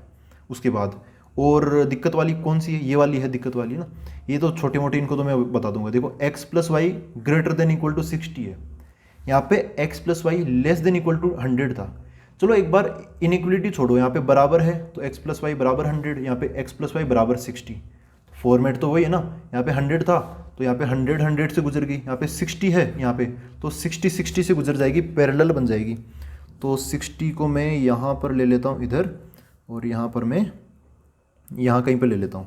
ये वाला कौन सा पॉइंट है, 60,0, और यहाँ वाला 0,60। इन दोनों को भी ज्वाइन कर देता हूँ यार एकदम बढ़िया तरीके से। ये होगी लाइन, ठीक है। अब इसकी इक्वेशन क्या है, इसकी इक्वेशन ये x प्लस वाई बराबर 60। क्या है इसकी equation, x plus y equal to 60, ये हो गया।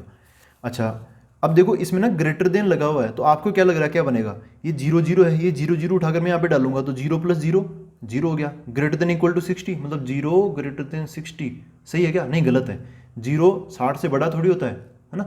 तो इस लाइन के नीचे की तरफ है, नीचे की तरफ है 0 0, जो कि इसको सेटिस्फाई नहीं कर रहा, तो इस लाइन के नीचे वाला पोर्शन नहीं आएगा, क्योंकि नीचे 0 है, वो तो सेटिस्फाई कर ही नहीं रहा, तो उसकी तरफ क्यों जाएं, हम इससे ऊपर की तरफ जाएंगे।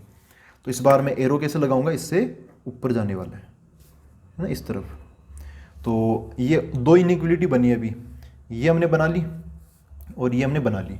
अब कौन सी बच गई, इनको तो देखो ही मत वाली, x greater than equal to 60 y sorry x greater than equal to 0 और y greater than equal to 0, इनका मतलब क्या है, फर्स्ट क्वाड्रेंट। ठीक है, अब दो बच गई, x less than equal to 60 and y less than equal to 50। ये देखो x less than equal to 60 में आप क्या करोगे, x इक्वल टू 60 लाइन बनाओगे, है ना। यहाँ पे जो इनइक्वलिटी का साइन है ना वो हटा के बराबर का लगा दिया। अब x इक्वल टू 60 ये कैसी लाइन होती है, ये होती है एक वर्टिकल लाइन। ठीक है, वर्टिकल लाइन, तो वो कहाँ से गुजरेगी, यहाँ से 60,0 से ऐसे एक वर्टिकल लाइन बन जाएगी। तो यहाँ पे 60,0 का है, यहाँ पर है, यहाँ से मैं वर्टिकल लाइन बना दूंगा कुछ इस प्रकार, एकदम खड़ी लाइन। अरे यार ये थोड़ा मिस हो गया, यहाँ से समझ आना है कि यहाँ से गुजर रही है। ठीक है, अब इसकी इक्वेशन का नाम क्या है, ये कौन सा है, x बराबर 60 है ना, 60 से गुजर रही है वर्टिकल लाइन, तो x बराबर 60 हो जाएगा इसकी इक्वेशन। ठीक है, अब उसके बाद में यहाँ पर क्या दे देगा, x less than equal to 60, तो ये इसका x इक्वल टू 60 का डायग्राम ये है, अपनी इनइक्वलिटी ये है, x less than equal to 60 का डायग्राम ये है, और अपना 0,0 पॉइंट यहाँ पर है, तो 0 उठाऊंगा इनइक्वलिटी में डालूंगा, 0 less than equal to 60, 0 less than equal to 60, सही बात है, सही बात है, 0 60 से छोटा होता है, तो इस लाइन के इधर वाला पार्ट बन जाएगा। तो इसको मैं हिंट के तौर पे, है ना, ऐसे बनाऊंगा नहीं, हिंट के तौर पे मैं इसका ऐसे एरो लगा लूँगा, क्योंकि वही समझ रहे हो ना, गंदगी फैल जाती है खूब। ये बन गया y x less than equal to 60 हो गया, y less than equal to 50, तो देखो y बराबर 50, जो y बराबर 50 ये जो लाइन है ना, ये ऐसे बनती है, ऐसे हॉरिजॉन्टल, ऐसे 50 से, यहाँ से 50 वाला पॉइंट होगा, वहाँ से ऐसे बनेगी। तो यहाँ पर पहले से पॉइंट है 60 वाला, तो उसके नीचे बन जाएगा, यहाँ कहीं पर बन जाएगा अपना कौन सा पॉइंट, इसको यार थोड़ा ढंग से बनाना पड़ेगा हमें, क्योंकि ना जैसे मैं अगर मैं यहाँ पे कैसे भी रेंडमली लाइन खींच दूंगा ना, तो ये जो पॉइंट है ना, ये ऊपर या नीचे जाने का खतरा रहेगा। अच्छा मैं एक बार ये पॉइंट पता कर ही लेता हूँ, है ना, इसका लफड़ा है। इस पॉइंट पर दो लाइन मिल रही है, एक तो ये वाली लाइन x बराबर 60 और एक ये वाली लाइन x प्लस वाई बराबर 100। तो इसी पॉइंट पता करने के लिए, इस पॉइंट के कोऑर्डिनेट पता करने के लिए मेरे को इन दोनों लाइन की इक्वेशन को सोल्व करना पड़ेगा। इस लाइन की इक्वेशन x इक्वल टू 60, ये 60 उठाकर इसमें डाल दूंगा, क्योंकि ये दूसरी लाइन ये है ना, 60 इसका x कोऑर्डिनेट हो जाएगा 60, y कोऑर्डिनेट क्या हो जाएगा 60 प्लस वाई इक्वल टू 100, तो y इक्वल टू आ जाएगा 40, इसका कोऑर्डिनेट 40 हो गया। ओके, अब देखो समझ गए ना, यहाँ पर क्या होगा, ये 60 यहाँ पर है, और अपनी जो y इक्वल टू 50 वाली लाइन है ना, देखो इसका y कोऑर्डिनेट 60 है, इसका 40 है, हमें बनाना 50 जो होगा वो 40 और 60 के बीच में होगा, तो वो अपने वाली लाइन है ना, ऐसे बीच में से बनेगी ऐसे। ये वाली लाइन क्या है, y इक्वल टू 50, समझ गए, ये ऐसे बनेगी। यार इसको थोड़ा काट देता हूँ, ये ऊपर वाला जो पॉइंट है ये तो है 60 वाला, और जो नीचे वाला पॉइंट है ये है 50 वाला, ये वाला पॉइंट, ठीक है, ये 50 है, 0,50 और ऊपर वाला 0,60 ऐसे। तो ऐसे बन गया, देखो कम कम करते करते भी काटापेटी हो ही जाती है। अब सब कुछ तैयार है कि हाँ बस इसकी inequality y less than equal to 50 है, तो y क्या होगा 50 से कम होगा तो नीचे होगा। आप चाहो तो 0 0 भी चेक करके देख सकते हो, इसके नीचे का पोर्शन बनेगा। ठीक है, अब हमने सारी इनइक्वलिटी ये दोनों भी, ये चारों डील कर ली हमने। अब देखो पोर्शन क्या बनेगा, कौन सा पोर्शन बनेगा, इस लाइन के उधर, उस लाइन के इधर, इसके नीचे और इसके भी इधर की तरफ। तो मेरे को लग रहा है कि ये वाला पार्ट ना, ये वाला पार्ट बन जाएगा अपना फिजिबल रीजन ना, ये वाला पार्ट, ये क्या हो गया अपना फिजिबल रीजन हो गया। यहाँ पे लिख देता हूँ मैं, this is our feasible region, ये वाला ना, ये जो पार्ट है वो। तो अब फिजिबल रीजन के बाद में क्या करते हैं, हम कॉर्नर पॉइंट्स पता करते हैं। कॉर्नर पॉइंट्स, यहाँ पर कॉर्नर पॉइंट्स कहाँ कहाँ हैं, एक तो ये पॉइंट है, इसको मैं बोल देता हूँ ए ना, ए, इसके कोऑर्डिनेट पता है। एक ये पॉइंट है बी, इसके कोऑर्डिनेट ये वाले हैं। फिर एक ये पॉइंट आएगा सी, इसके कोऑर्डिनेट निकाल लेंगे। एक ये पॉइंट है डी, इसके कोऑर्डिनेट भी हम पता कर लेंगे। तो देखो कैसे पता करेंगे, यहाँ पर टाइम बर्बाद नहीं होना चाहिए। क्यों? क्योंकि यहाँ पे जो इक्वेशंस है ना वो बहुत आसान है। देखो कैसे, सी के कोऑर्डिनेट हमें निकालने, सी के कोऑर्डिनेट, तो सी के कोऑर्डिनेट क्या होंगे, सी का जो वाई कोऑर्डिनेट है ना, क्योंकि एक हॉरिजॉन्टल लाइन पर स्थित है और इसका वाई कोऑर्डिनेट हॉरिजॉन्टल लाइन पे फिक्स होता है, कितना 50। ये इक्वेशन क्या है इसकी, वाई इक्वल टू 50, तो इसका वाई कोऑर्डिनेट क्या हो जाएगा 50 हो जाएगा। सी पर दूसरी लाइन भी आ रही है, कौन सी, ये वाली, ये 100 वाली, x प्लस वाई बराबर 100, तो इसका y कोऑर्डिनेट तो पता चली गया 50, वो उठाकर मैं इसमें डाल दूंगा, तो x प्लस 50 इक्वल टू 100, 50 उधर चला जाएगा, तो x कोऑर्डिनेट भी क्या हो जाएगा 50 हो जाएगा। ठीक है, ऐसे ही बी और सी पता चल गया। डी का भी देखो वाई कोऑर्डिनेट क्या 50 है, क्योंकि डी भी एक हॉरिजॉन्टल लाइन पर स्थित है जो कि 0,50 से गुजरती है, तो इसका वाई कोऑर्डिनेट क्या हो जाएगा 50 हो जाएगा। एक्स कोऑर्डिनेट क्या होगा, तो ये किस दूसरी लाइन पर स्थित है, अब वो दूसरी वाली लाइन काम आएगी। तो जो डी पॉइंट वो इस लाइन पर भी लोकेटेड है, ये वाली लाइन, ये क्या है x plus y equal to 60 ना, ये वाली लाइन।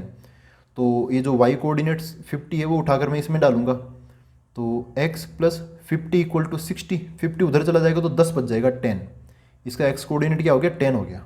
तो ऐसे हमें कॉर्नर पॉइंट्स मिल गए हमें फिजिबल रीजन के, क्यों कौन कौन से A B C D है ना। इनको चाहो तो अलग से लिख लो, ABCD की लिस्ट बना लो, वरना रहने दो। अब देखो अपना अगला काम क्या होता है यहाँ पर, ये क्वेश्चन तो थोड़ा होता है यार, समझने में दिक्कत आती है, एक बार समझ लोगे ना तो आप खुद फटाफट कर लोगे इसको। फिर डी डायग्राम हो गया, फिर एफ फिजिबल रीजन हो गया, सी फॉर कॉर्नर पॉइंट्स हमें पता चल गया। यहाँ पे टी मतलब टेबल बनानी है, लेकिन देखो टेबल जब बनाते हैं ना तो एक तरफ आते हैं कॉर्नर पॉइंट्स, दूसरी तरफ आता है जेड मतलब ऑब्जेक्टिव फंक्शन, जो कि अभी तक हमने निकाला नहीं है। ऑब्जेक्टिव फंक्शन क्या होता है, ऑब्जेक्टिव फंक्शन वो चीज़ होती है जो कि हमें क्वेश्चन में मिनिमाइज या मैक्सिमाइज करनी होती है। यहाँ पर क्या बोला है देखो, क्वेश्चन को दोबारा मैं अंडरलाइन करके बताता हूँ, ये रहा। How should the supplies be transported in order that the transportation cost is minimum, find the what is the minimum cost. तो कॉस्ट है ना, जो खर्चा आ रहा है वो मिनिमम होना चाहिए, ठीक है। तो अभी हमें ऑब्जेक्टिव फंक्शन निकालना पड़ेगा, तो उसको तो अभी हम निकाल लेते हैं, अगले पेज में लिखता हूँ एक बार में इन चीज़ों को। तो देखो दोस्तों, मैंने अभी तक बस ये लिखा है ऑब्जेक्टिव फंक्शन क्या z क्या होगा इस बार, ट्रांसपोर्टेशन कॉस्ट होगी है ना, वो सप्लाई करके आने का जितना खर्चा होगा वो हमें क्या करना है, मिनिमाइज करना है। तो देखो ट्रांसपोर्टेशन कॉस्ट कैलकुलेट करना स्टार्ट करते हैं, क्योंकि ऐसे डायरेक्ट कोई फॉर्मूला से मिलेगा नहीं हमें। तो सबसे पहले देखो कैसे निकालेंगे इसको, ये जो z है ना, जो ट्रांसपोर्टेशन कॉस्ट है z, वो मैं लिखना चालू करता हूँ ना, ये ट्रांसपोर्टेशन कॉस्ट ही है। ये जो टेबल बनी ना, ये टेबल ये क्या पर क्विंटल काम करती है। तो जैसे ये जो 6, 3 ये सब है ना, ये 1 क्विंटल के हिसाब से, अगर आप x क्विंटल सप्लाई करोगे तो फिर उस क्विंटल के जितना भी क्विंटल है ना, उसको हमें इस रेट से मल्टीप्लाई करके खर्चा निकालना पड़ेगा, है ना। ये क्योंकि ये क्या है पर क्विंटल, तो आप समझ गए होंगे, आप तो इतने होशियार हुई। देखो क्या आएगा, मैं ए से गोदाम ए से डी शॉप की सप्लाई करके आऊँगा, और यहाँ पर मैंने दोनों चीज़ लिखी है। डी शॉप में मैं x क्विंटल सप्लाई करूँगा और 1 क्विंटल का खर्चा आता है 6 रुपीज़, तो x क्विंटल का कितना आएगा 6x। ऐसे इन दोनों को मल्टीप्लाई कर दूंगा तो क्या आ जाएगा 3y, इन दोनों को मल्टीप्लाई कर दूंगा तो यहाँ पे क्या है, ब्रैकेट में लिख लेता हूँ 100 minus x plus y multiply by ये 2.5, इनको भी मैं ब्रैकेट में लिख लेता हूँ। तो ये गोदाम ए से सप्लाई का खर्चा आ गया। अब गोदाम बी से देखते हैं, ये है ना इधर की तरफ है ये, तो इसको मैं थोड़ा इधर कर लेता हूँ ऊंचा, यहाँ पे लिख लेता हूँ। देखो प्लस इस गोदाम बी से इधर की तरफ जाऊँगा तो इतना क्विंटल सप्लाई करके आऊँगा मैं 60 माइनस एक्स, उसका खर्चा कितना है 4, 1 क्विंटल का, तो इसका क्या हो जाएगा, इससे मल्टीप्लाई हो जाएगा, कितना हो जाएगा 60 माइनस एक्स इंटू 4, फिर क्या आएगा प्लस, अब ये इससे मल्टीप्लाई हो जाएगा तो 50 माइनस वाई इंटू 2, अब ये इससे मल्टीप्लाई, यार ये तो खतरनाक, इसको तो यार सोल्व किया था ना हमने, यहाँ का इनइक्वालिटी निकाली तब सोल्व किया था इसको, है ना, इसको अभी सोल्व किया था हमने यार, वो क्यों लिखूंगा मैं इतना बड़ा, यहाँ पर क्या बना था, ये एक्सप्रेशन यहीं पर है, हाँ ये बचा था ना x प्लस वाई और माइनस 60, तो यहाँ पे क्या जाएगा x प्लस वाई माइनस 60, इसको जब सोल्व करेंगे ना हम तो हमें ये मिलेगा x प्लस वाई माइनस 60 ये मिलेगा। इसकी रेट क्या है 3 रुपये, तो यहाँ पे ये 3 से मल्टीप्लाई हो जाएगा, ठीक है, पर क्विंटल ये है तो इतने क्विंटल का इसे मल्टीप्लाई हो जाएगा।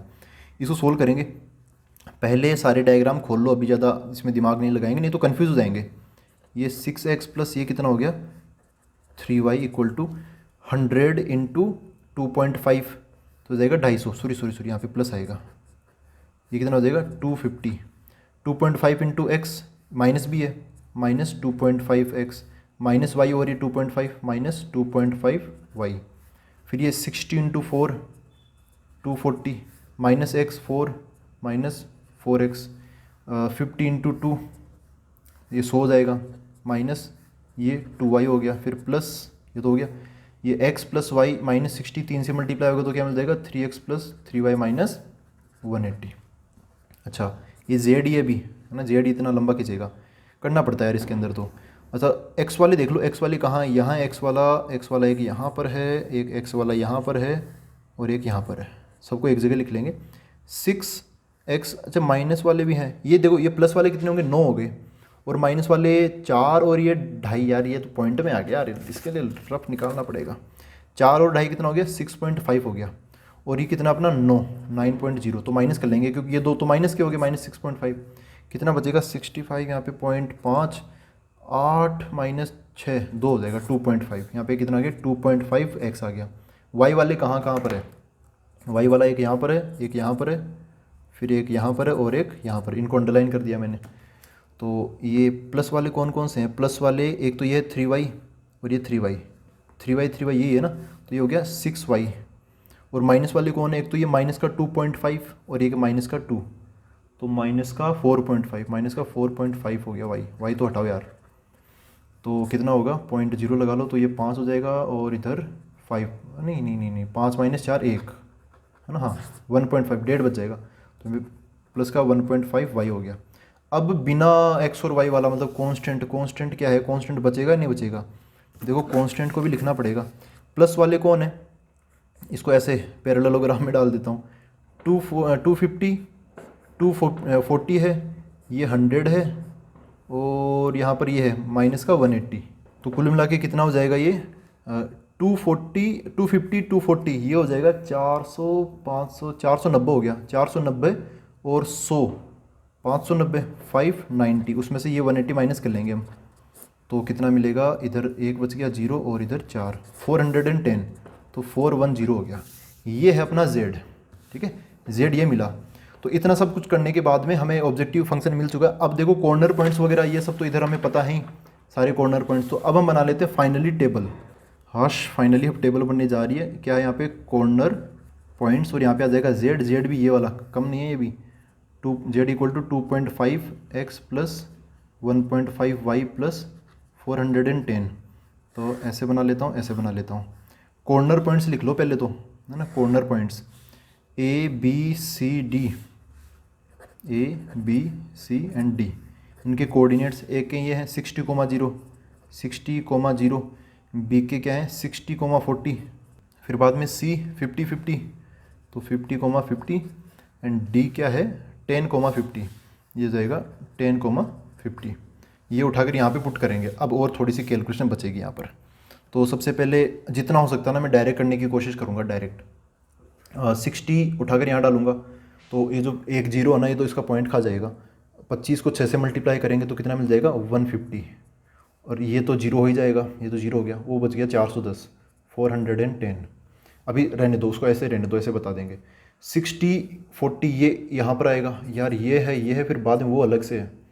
60 से मल्टीप्लाई होगा तो इसका पॉइंट खा जाएगा, 25 और 6 मल्टीप्लाई होगा तो 150, फिर प्लस ये 40 है ना, उससे मल्टीप्लाई होगा तो पॉइंट है, तो वो तो इसका हट जाएगा। 4 मल्टीप्लाई होगा बस 15 से, तो कितना मिलेगा 60 मिलेगा क्या 60, हाँ ठीक है 1560, हाँ। और ये वो 410 वो तो आएगा ही आएगा, 410 तो सब में आएगा क्योंकि वो कांस्टेंट है।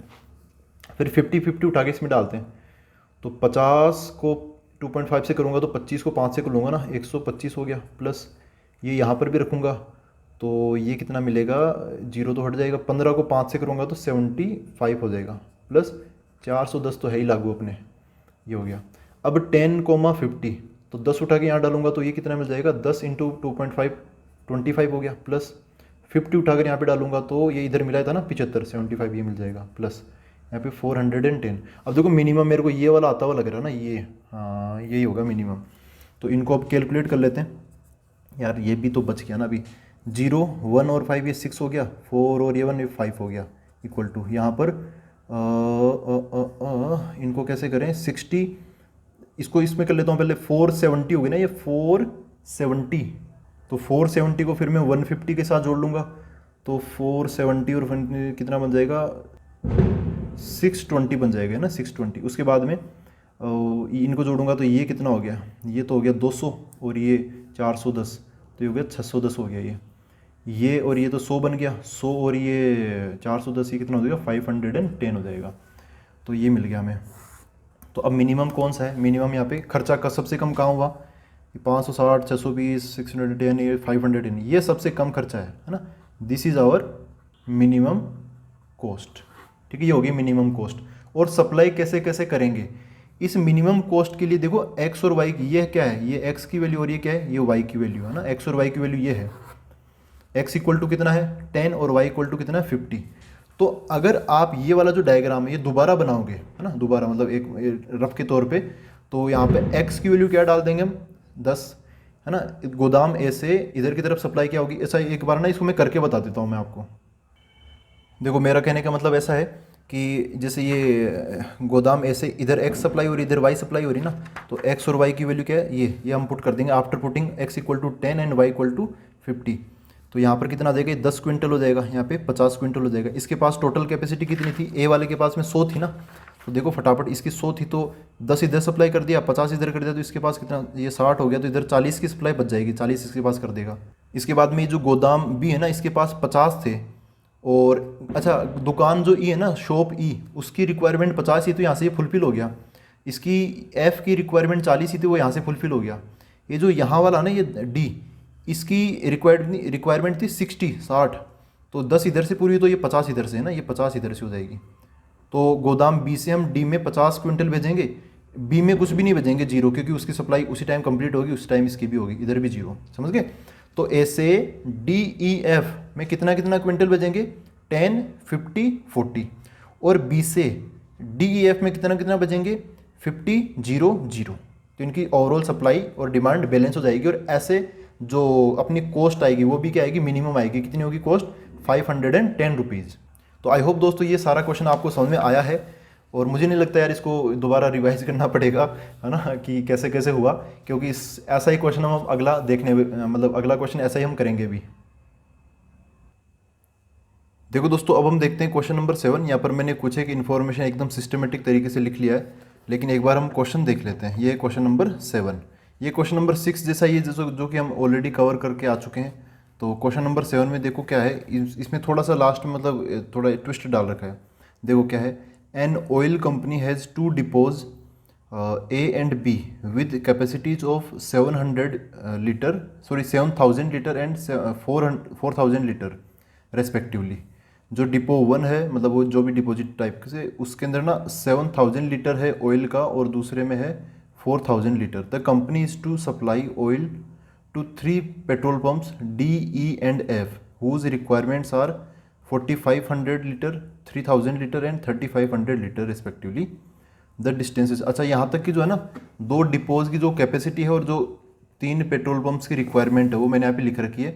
ये डिपो 1, डिपो ए, डिपो बी, ये 7000, वो 4000, एंड ये अलग अलग पेट्रोल पंप्स की रिक्वायरमेंट, ठीक है, ये मैंने लिख रखा है। फिर आगे क्या बोला है, the distances in kilometers between the depots and the petrol pumps is given in the following table। यहाँ पर ऐसे दे रखा है कि यह पेट्रोल पंप है ना, गाड़ियाँ यहाँ से चालू होगी और इन पेट्रोल पंप्स के पास जाएगी ना, ये सॉरी पेट्रोल पंप नहीं, ये डिपो है ना, ये डिपो है, यहाँ से पेट्रोल पंप ये है डी ई एफ।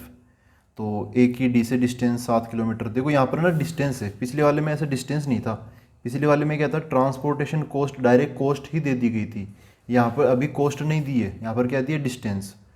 तो ये 7 किलोमीटर, फिर ये ए की ई से डिस्टेंस 6, ए का एफ से डिस्टेंस 3, ऐसे बी का डी से डिस्टेंस 3, फिर 4, फिर 2, ऐसे दे रखा है, ठीक है। ये दोनों डिपोज जो है ना वो एक ही कंपनी के हैं, सेम कंपनी के हैं, तो जो भी खर्चा होगा, फ़ायदा होगा, सेम कंपनी का होगा। फिर बोला assuming that the transportation cost of 10 litres of oil is ₹1 पर किलोमीटर। देखो ध्यान से, ये है ना, ये दे रखा हमें डिस्टेंस की टेबल, लेकिन कॉस्ट वहाँ पे नहीं दिया। पिछले वाले क्वेश्चन में कॉस्ट की ही टेबल मिल गई थी हमें, इस बार कॉस्ट की टेबल नहीं है, कॉस्ट हमें खुद से दिमाग लगा के निकालना पड़ेगा। और उसके लिए यहाँ पर एक तरीका दे रखा है क्या, कि जो भी ट्रांसपोर्टेशन कॉस्ट है वो मतलब कितने लीटर की, 10 लीटर की ऑफ ऑयल इज़ ₹1 पर किलोमीटर। अगर हम अपनी गाड़ी में मतलब पेट्रोल, मतलब जो भी वो टैंक होता है ना पूरा, एक वो टंकी ट्रक लेके जाता है ना एक, तो उसमें अगर 10 लीटर जाएगा ना, और पर किलोमीटर उसका ₹1 का खर्चा आएगा, ठीक है। अगर उस टैंक में 10 लीटर जा रहा है पेट्रोल या फिर जो भी है ऑयल, तो उसका 1 किलोमीटर चलने पर ₹1 का खर्चा आएगा। समझ रहे हो मेरी बात। तो उसे जैसे समझो कि 10 लीटर हम लेके गए, 1 किलोमीटर चला तो ₹1 का खर्चा आ गया। ऐसा अगर मैं 100 लीटर लेके जाऊँगा, 100 लीटर्स, तो क्या हो गया, 10 गुना हो गया। तो यहाँ पे 1 किलोमीटर चलने पर ₹10 का खर्चा पड़ जाएगा, ठीक है, इस टाइप से। तो यहाँ पर ना ये 10 लीटर के रिस्पेक्ट में दे रखा है। हमें जैसे यहाँ पे ना बहुत सारे लीटर्स है, यहाँ पे 4500 लीटर, 3000 लीटर, तो उस केस में ना पहले हम क्या करेंगे, इस 10 लीटर्स को, जैसे होता है ना वो यूनिटरी मेथड, जिसमें हम क्या करते थे छोटी क्लासेस में करते थे कि भाई 3 पेन है 15 रुपये के, तो बताओ 17 पेन कितने रुपए के होंगे, तो हम एक पेन का खर्चा निकालते थे, फिर बाद में 17 से मल्टीप्लाई करते थे, उस टाइप से। 10 लीटर्स की यहाँ पे कॉस्ट दे रखी है 1 रुपया, तो पहले आपको 1 लीटर का निकालना पड़ेगा, तो ये 10 उधर जाके डिवाइड हो जाएगा, ठीक है, फिर बाद में कैलकुलेशन वगैरह। तो ये रेट दे रखी इस टाइप से। How should the delivery be scheduled in order that the transportation cost is minimum. What is the minimum cost, बात ये है कि मिनिमम कॉस्ट क्या हो, खर्चा कम से कम होना चाहिए, सब लोग यही चाहते हैं। तो यहाँ पर चीज़ों को मैंने ना लिख रखा है, अब हमें वापस बुक को देखने की ज़रूरत नहीं है। ये कैपेसिटी, ये रिक्वायरमेंट अलग अलग पेट्रोल पंप की, डिस्टेंस वाली जो टेबल थी वो यहाँ पर लिख रखी है हमने। यहाँ पर जो फॉर्मूला दे रखा है कॉस्ट निकालने का, ट्रांसपोर्टेशन कॉस्ट, वो ये है 10 litres of oil, 10 litres of oil का ट्रांसपोर्टेशन कॉस्ट क्या है, ₹1 पर किलोमीटर, ये है, ठीक है। अच्छा, तो एक काम करो, थोड़ा सा ना इसको यहीं पे एडजस्ट कर लें, यहीं पे थोड़ा और सोल्व कर लेता हूँ मैं इसको, है ना। यहाँ पर क्या लिखूंगा मैं, 10 लीटर का है 1 रुपया, तो 1 लीटर का क्या हो जाएगा, ये 10 जाके उसको डिवाइड कर देगा, सीधा सीधा हिसाब किताब है ना, एकदम आसान है, चीज़ें समझने में आ रही है। तो ये क्या बन जाएगा, transportation cost of 1 litre of oil equal to, ये 10 जाके उसको डिवाइड कर देगा, तो क्या हो जाएगा, ₹1/10 पर किलोमीटर, ठीक है। अब इसको थोड़ी देर हम ऐसे पड़े रहने देंगे। जब, अब देखो हमें क्या बताने, मिनिमम ट्रांसपोर्टेशन कॉस्ट, ये पूरा ना, पूरा इनके पास जितना भी ऑयल है वो उसका हम इधर सप्लाई करेंगे, तो पूरा खर्चा कितना आएगा। एक चीज़ आप यहाँ पर भी नोटिस करोगे पिछले वाले क्वेश्चन की तरह, कि जितनी सप्लाई है ना उतनी ही डिमांड है। देखो इनके पास, दोनों डिपो के पास कितना तेल है, 7000, 4000, कितना हो गया, 7000, 4000, 11000 हो गया। जब आप पेट्रोल, इनकी रिक्वायरमेंट जोड़ोगे ना पेट्रोल पंप्स की, तो 45, 35, ये कितना हो जाएगा, 8 और ये कितना हो जाएगा 80, मतलब 8000 प्लस 3000, ये भी 11000 हो गया। तीनों पेट्रोल पंप की रिक्वायरमेंट कुल मिला के उतनी ही है जितनी इन दोनों डिपोज के अंदर अपना तेल डिपॉजिट है, ठीक है। तो सप्लाई इक्वल टू डिमांड है यहाँ पर। तो अब आगे आते हैं, देखो हम कैसे करेंगे। यहाँ पर हम पेट्रोल पंप, थोड़ा वो एरो डायग्राम बनाना पड़ेगा, और कोई टेबल बनाने की जरूरत नहीं है। यहाँ पर सबसे पहले एरो डायग्राम से हम चीज़ों को समझेंगे कि भाई किधर कितनी सप्लाई हो रही है, उस हिसाब से। तो मैं यहाँ पर लिख लेता हूँ ए, मतलब ये डिपो है, ए और बी ये डिपो है, बाकी डी ई एफ क्या है, अपने वो क्या बोलते हैं, पेट्रोल पंप है। तो ए की कैपेसिटी 7000, बी की है 4000, इसकी कैपेसिटी कितनी है, 7000, ठीक है।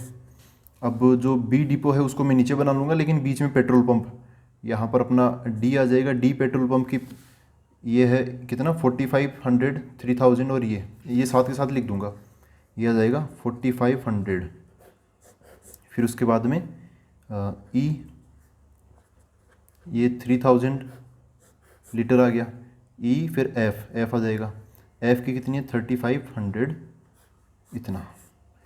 अब जो बी डिपो है ना, उसको इधर बना लेना, उसको इधर बनाओगे ना तो फिर वो कन्फ्यूजन हो जाएगा, ऐसे बहुत ज़्यादा अभी हमें सप्लाई करनी पड़ेगी ना, तो एक दूसरे को रोड ये क्रॉस करेगी। तो बी डिपो को मैं इधर बना लेता हूँ, इसकी कैपेसिटी कितनी है, 4000 लीटर, ऐसा है, ठीक है। अब हम सप्लाई चालू करते हैं। ये पेट्रोल पंप है ना, ये पेट्रोल पंप है, तो इसका पेट्रोल इधर आएगा, इधर भी मतलब ऑयल आएगा, और इधर भी ऑयल आएगा, ठीक है। उसके बाद में यहाँ इसकी इसमें सप्लाई होगी, इसमें भी सप्लाई होगी, और इसकी इसमें भी सप्लाई होगी, ठीक है। ये पेट्रोल पंप्स हो गए। अब देखो यार, यहाँ पर ना मैं ऐसे करूँगा कि यहाँ पे जो रिक्वायरमेंट है, ये तो मैंने लिख ही लिया है ना, ये सब लिख लिया है। यहाँ पर मैं किलोमीटर्स लिख लूँगा, और साथ के साथ यहाँ पर जितना जितना सप्लाई करना ना उस हिसाब से चलूँगा, क्योंकि अल्टीमेटली क्या करना, मैं मिनिमम ट्रांसपोर्टेशन कॉस्ट तैयार करनी है। और इस कॉस्ट को अफेक्ट करने वाली चीज़ें हैं यहाँ पे दो, कौन कौन सी, एक तो कितना ऑयल है, देखो 1 लीटर का इतना है ना, और यहाँ पे दूसरी चीज़ क्या दिख रही है, किलोमीटर। तो लीटर और किलोमीटर, ये दो चीज़ें यहाँ पे अफेक्ट डालेगी, है ना, कि कितनी कॉस्ट आनी चाहिए। रुपीज़ तो खुद ही कॉस्ट होगी ना, तो लीटर है और किलोमीटर, तो यहाँ पर इस पूरे डायग्राम में आपको दो चीज़ें मिलेगी, लीटर और किलोमीटर। लीटर में इन सब के LHS, मतलब लेफ्ट साइड में लिखता रहूँगा एरोज के। जैसे समझो कि ये पेट्रोल पंप, ये डिपो ए है, ये डी पेट्रोल पंप पर जो ऑयल भेजेगा ना, वो टोटल एक साथ भेजे, ये ज़रूरी नहीं है। समझो कि इसको x लीटर सप्लाई करना, x लीटर सप्लाई कर रहा है, x L लगा रहा हूँ, ठीक है। और ये कितना किलोमीटर, किलोमीटर वगैरह बाद में देख लेंगे ना, किलोमीटर बाद में। तो समझो कि यहाँ से डिपो ए से इधर की तरफ कितने लीटर की सप्लाई हुई, y लीटर की सप्लाई हुई। और इससे इधर की तरफ, अब देखो भाई इस डिपो के पास में पहले इसको मौका दिया गया ना, इसके पास में 7000 है टोटल पेट्रोल। तो यहाँ से x इधर आ गया, y इधर आ गया, बचा कितना, वो इधर आ जाएगा। कितना बचेगा, ये दोनों माइनस कर देंगे, कितना 7000 माइनस ये दोनों को जोड़ के x प्लस वाई ऐसे माइनस कर देंगे, ठीक है। इतना हो गया। अब इधर बात करते हैं, जो बी डिपो है ना, वहाँ से इधर और इधर मैं तीनों जगह सप्लाई करूँगा। लेकिन अब है ना ज़्यादा यहाँ पर सोचने की ज़रूरत नहीं, यहाँ पे XYZ ऐसे मानने की ज़रूरत नहीं है भाई। ये जो पेट्रोल पंप है यहाँ पे इसकी रिक्वायरमेंट है 4500। एक्स की सप्लाई ऑलरेडी डिपो ए से हो चुकी है, डिपो बी कितनी सप्लाई करेगा, इसमें जितनी रिक्वायरमेंट बच गई उतनी। तो 4500 में से एक्स तो इसको उधर से सप्लाई होगी, तो बची कितनी इसकी रिक्वायरमेंट, 4500 माइनस एक्स, इतनी रिक्वायरमेंट बच गई, वो इधर से सप्लाई हो जाएगी। करना है ना, सब फुलफिल हो जाएंगे, ये तीनों फुल भर जाएंगे और ये ए और बी दोनों खाली हो जाएंगे, क्योंकि सप्लाई इक्वल टू डिमांड है यहाँ पर। अच्छा यहाँ पर देखो, ये वाई की सप्लाई होगी इधर, तो इसके टोटल रिक्वायरमेंट थी 3000 की, वाई उधर से भेज दिया, तो इधर से कितना भेजेंगे हम, बचा कुचा 3000 माइनस वाई। इधर आते हैं, यहाँ पर देखो ये है 3500, तो उधर से ये आ चुका है, उधर से कितना आ चुका है 7000 माइनस एक्स प्लस वाई, इतना उधर से आ चुका है। तो अब इधर से कितना भेजना पड़ेगा, तो इसकी टोटल रिक्वायरमेंट कितनी है 3500, उसमें से उधर इतनी सप्लाई हो चुकी है, तो इधर कितनी बचेगी, इसकी टोटल रिक्वायरमेंट में से उधर की जो सप्लाई है ना वो माइनस कर देंगे, तो इधर की सप्लाई बच जाएगी, ठीक है। तो इसका टोटल कितना है रिक्वायरमेंट, या एक तो ऐसे कर सकते हो। दूसरा तरीका क्या है भाई, ये 4000 लीटर की कैपेसिटी थी, जिसमें से इधर इतना चला गया, इधर इतना चला गया, बचा कुचा इसमें चला जाएगा, तो इसमें से हम इन दोनों को माइनस करके इधर भेज देंगे, ठीक है। एक तो ये बात है, या फिर आप उधर से भी माइनस कर करके देख सकते हो। जैसे यहाँ पर हमने कैसे निकाला, इस 3000 में से वो माइनस कर दिया, तो ये आ गया 3000 माइनस वाई। ऐसे यहाँ पर भी हम 3500 में से वो माइनस कर देंगे, तो हमें ये मिल जाएगा क्या, 3500 में से हम वो माइनस कर देंगे, वो क्या 7000 माइनस एक्स प्लस वाई, इधर माइनस करेंगे तो जो प्लस वाली चीज़ है उसमें वो माइनस किया जाएगी, और जो माइनस वाली चीज़ है वो प्लस किया जाएगी। क्या बन जाएगा, minus 7000 plus x plus y. समझ गए, इसकी टोटल रिक्वायरमेंट में से जो पहले सप्लाई हो चुकी है वो माइनस कर देंगे, बची कुछ रिक्वायरमेंट हमें इस प्रकार मिल जाएगी। ये हो गया, इसको सोल्व वगैरह तो कर लेंगे। अच्छा अब देखो यहाँ पर ना क्योंकि मैंने अभी क्या बोला, हमें ट्रांसपोर्टेशन कॉस्ट मिनिमम बतानी है, तो जो कॉस्ट है वो दो चीज़ों पर टिकी हुई है, एक तो कितना लीटर सप्लाई करना और कितने किलोमीटर में चलना है, ठीक है। यहाँ पे जो ये एक्स वाई और ये सब ना, ये लीटर्स मैंने यहाँ पे लिख दिए हैं। अब मैं क्या लिखूँगा, किलोमीटर्स भी यहाँ पर मैं शो करूँगा। तो किलोमीटर कितने भैया, यहाँ पर देखो डिपो ए से में DEF में सप्लाई करूँगा तो 763 किलोमीटर का सामना करना पड़ेगा। तो DEF यहाँ पे 763 किलोमीटर्स, ठीक है। यहाँ पे ये क्या है, किलोमीटर्स मैंने रेड पेन से लिख दिए इन सब के एरो के राइट साइड में। ऐसे ही बी डिपो से इन तीनों की सप्लाई करूँगा, तो इधर कितना है 342, तो इधर आ जाएगा 342, ठीक है। ये सब क्या है, किलोमीटर में है, ये सब क्या है, किलोमीटर के अंदर आ गए। अब यहाँ पर हमें अगला काम क्या करना चाहिए, देखो हमने ना ऐसा सब कुछ बना लिया। अब अपना जो प्रोसेस होता है वो क्या होता है, देखो सबसे पहले हमें यहाँ पर इनइक्वलिटी, फिर बाद में ऑब्जेक्टिव, फिर डायग्राम, मतलब वो वाला, ये वाला डायग्राम नहीं, वो ग्राफ वगैरह बनता है ना वैसा डायग्राम, फिर ये सब तो आगे पता ही सब। तो हमें इनइक्वलिटी और ऑब्जेक्टिव फंक्शन ये तैयार कर लेना चाहिए। तो इस बार मैं यहाँ पर ना ऑब्जेक्टिव फंक्शन सबसे पहले तैयार कर रहा हूँ। ऑब्जेक्टिव फंक्शन है ना, यहाँ पे जगह इतनी इनइक्वलिटी जितनी जगह नहीं है, और इनइक्वलिटी के साथ डायग्राम बनाना तो अगले पेज में कर लेंगे। तो हम क्या तैयार कर लेते हैं इतनी सी जगह में, ऑब्जेक्टिव फंक्शन। ऑब्जेक्टिव फंक्शन क्या होता है, पहले मैं लिख लेता हूँ। ऑब्जेक्टिव फंक्शन वो चीज़ जो कि क्वेश्चन में हमें मिनिमाइज या मैक्सिमाइज करनी है। यहाँ पर बोला है मिनिमम ट्रांसपोर्टेशन कॉस्ट, तो इस बार मिनिमम के आगे क्या लिखा है, ट्रांसपोर्टेशन कॉस्ट, तो इसी को हम क्या बोल देंगे, Z बोल देंगे। यही चीज़ अपनी क्या है, ऑब्जेक्टिव फंक्शन है, ठीक है। तो इसको हमें क्या करना है, देखो कॉस्ट है तो कॉस्ट को हम हमेशा हर क्वेश्चन में मिनिमाइज ही करते हैं। अगर ये प्रॉफिट वाली बात होती है ना तो इसको मैक्सिमाइज करते हैं। खैर ये Z होगा क्या, Z क्या होता है, कुछ X और Y की टर्म्स में होता है। तो हमें ये कॉस्ट निकालनी पड़ेगी। देखो Z कैसे आएगा, Z है टोटल खर्चा, ये ए से सप्लाई करो या बी से सप्लाई करो, ये दोनों पेट्रोल पंप या फिर दोनों डिपो एक ही कंपनी के हैं, तो जितना भी खर्चा होगा उसी कंपनी को उठाना पड़ेगा। तो ये जो जेड है ट्रांसपोर्टेशन कॉस्ट, ये हम कैसे कैलकुलेट करेंगे? देखो यहाँ पर हिसाब किताब दे रखा है कि भाई 1 लीटर ऑयल का खर्चा कितना होगा, 1 किलोमीटर चलेगी गाड़ी 1 लीटर लेके, तो उसको 1/10 रुपीज़ का खर्चा आएगा। 1/10 रुपीज़ मतलब 10 पैसे का खर्चा मिलेगा। तो यहाँ पर देखो कैसे करेंगे यार, जो अपनी गाड़ी है वो इधर भी जा रही है ना, डी के पास भी जा रही है, ई के पास भी जा रही है, एफ के पास भी जा रही है, वो पूरा ये फ्रॉम टू मतलब जाके आने का पूरा चक्कर। ठीक है, आपको बस 7 किलोमीटर एक बार ही मानना है यहाँ पे। तो यहाँ पर इधर 7 किलोमीटर है और इधर x लीटर है। देखो यहाँ पर क्या बोला, 1 लीटर और 1 किलोमीटर हो ना, देखो पर किलोमीटर का मतलब क्या होता है 1 किलोमीटर। ठीक है, 1 लीटर को अगर हम 1 किलोमीटर तक खींचेंगे तो 1/10 रुपये का खर्चा आएगा। तो अब देखो किलोमीटर ज़्यादा हो गए, 7 किलोमीटर हो गए, तो ये क्या हो गया, 7 से मल्टीप्लाई हो जाएगा। और लीटर भी ज़्यादा हो गए, x लीटर हो गए, तो ये फिर x से भी मल्टीप्लाई हो जाएगा। एक काम ये कर सकते हो, दूसरा काम ऐसे कर सकते हो आप, है ना, पहले यहाँ पर ना पूरा ऐसे इन सबको आपस में मल्टीप्लाई कर लो कि भाई कितना किलोमीटर इंटू कितना लीटर, मल्टीप्लाई कर लो। और ये जो कॉस्ट वाला फैक्टर है ना 1/10 है, ये हम लास्ट में मल्टीप्लाई कर देंगे। ठीक है, लास्ट में। तो देखो हम ऐसे कर लेते हैं, ये ज़्यादा बढ़िया रहेगा। आप इनको मल्टीप्लाई करते हुए चलो। ये x लीटर को 7 किलोमीटर से मल्टीप्लाई करूँगा तो क्या आ जाएगा, 7x आ जाएगा। फिर ये इससे मल्टीप्लाई होगा तो क्या आ जाएगा, 7y आ जाएगा। फिर ये इससे मल्टीप्लाई हो जाएगा, तो इसको मल्टीप्लाई कर ही लो 7 के साथ। 3 इंटू यहाँ पर कितना है 7,000, 3 into 7,000 21,000 minus 3 into x plus y, तो क्या बन जाएगा -3x -3y। ये ब्रैकेट भी खोल दो और मल्टीप्लाई भी कर दिया मैंने। फिर 3 किलोमीटर को मैं इससे मल्टीप्लाई कर दूंगा, तो 3 किलोमीटर और ये कितना हो जाएगा, देखो 3 इंटू 4500, तो 135 बन जाएगा 00 माइनस 3 इंटू एक्स, तो ये कितना बन जाएगा 3x बन जाएगा। फिर उसके बाद में ये इससे मल्टीप्लाई कर लेते, 3000 इंटू 4, ये हो जाएगा 12,000। 4 इंटू वाई -4y प्लस। अच्छा यार इसको तो थोड़ा सोल्व कर ही लो, यहीं पे कर लो इसको। देखो ये x प्लस वाई प्लस का ना, तो यहाँ पे x प्लस वाई आ गया। 3500 माइनस ये कितना है 7000, तो माइनस का कितना बचेगा 3500 बचेगा।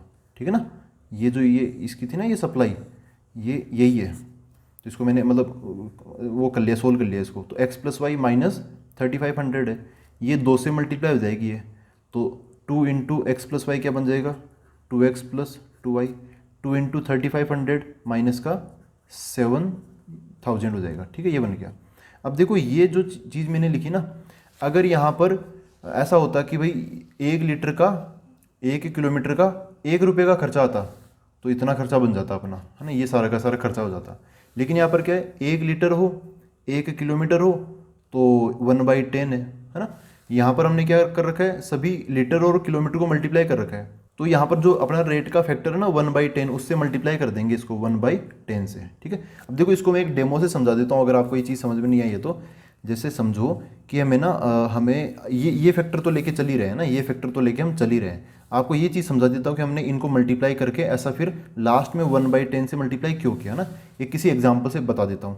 समझो, देखो यहाँ पर 1 लीटर का और यहाँ पे 1 किलोमीटर, यहाँ पे बोला पर किलोमीटर, तो मतलब 1 किलोमीटर का कितना खर्चा है ₹1/10। ठीक है, इतना खर्चा है। अगर मेरे को ना समझो कि 50 लीटर लेके जाना है कहीं पे, और वो कितने किलोमीटर, समझो कि 3 किलोमीटर मेरे को लेके जाना है। ठीक है, 3 किलोमीटर, तो होगा क्या, इस हिसाब से मैं देखूंगा ना, तो पर किलोमीटर का 1 किलोमीटर का खर्चा कितना आता है 1/10। अभी पहले किलोमीटर को निपटा लो, चलो पहले समझो कि 1 लीटर ही हम लेके जा रहे हैं, है ना, तो 1 किलोमीटर का खर्चा कितना है 1/10, तो 3 किलोमीटर का क्या हो जाएगा 3/10 हो जाएगा। समझ गए मेरी बात। अच्छा, फिर देखो अभी मैंने जो कैलकुलेशन करके बताई वो है 1 लीटर के हिसाब से। 1 लीटर को अगर मैं 3 किलोमीटर चलाऊंगा तो 3/10 रुपये का बैठेगा। ठीक है, अब मेरे को ना 1 लीटर नहीं ले जाना, मेरे को ले जाना 50 लीटर। तो यहाँ पे अगर लीटर बढ़ेंगे तो उसकी कॉस्ट भी बढ़ जाएगी, है ना, उतने ही गुना उसकी कॉस्ट भी बढ़ जाएगी।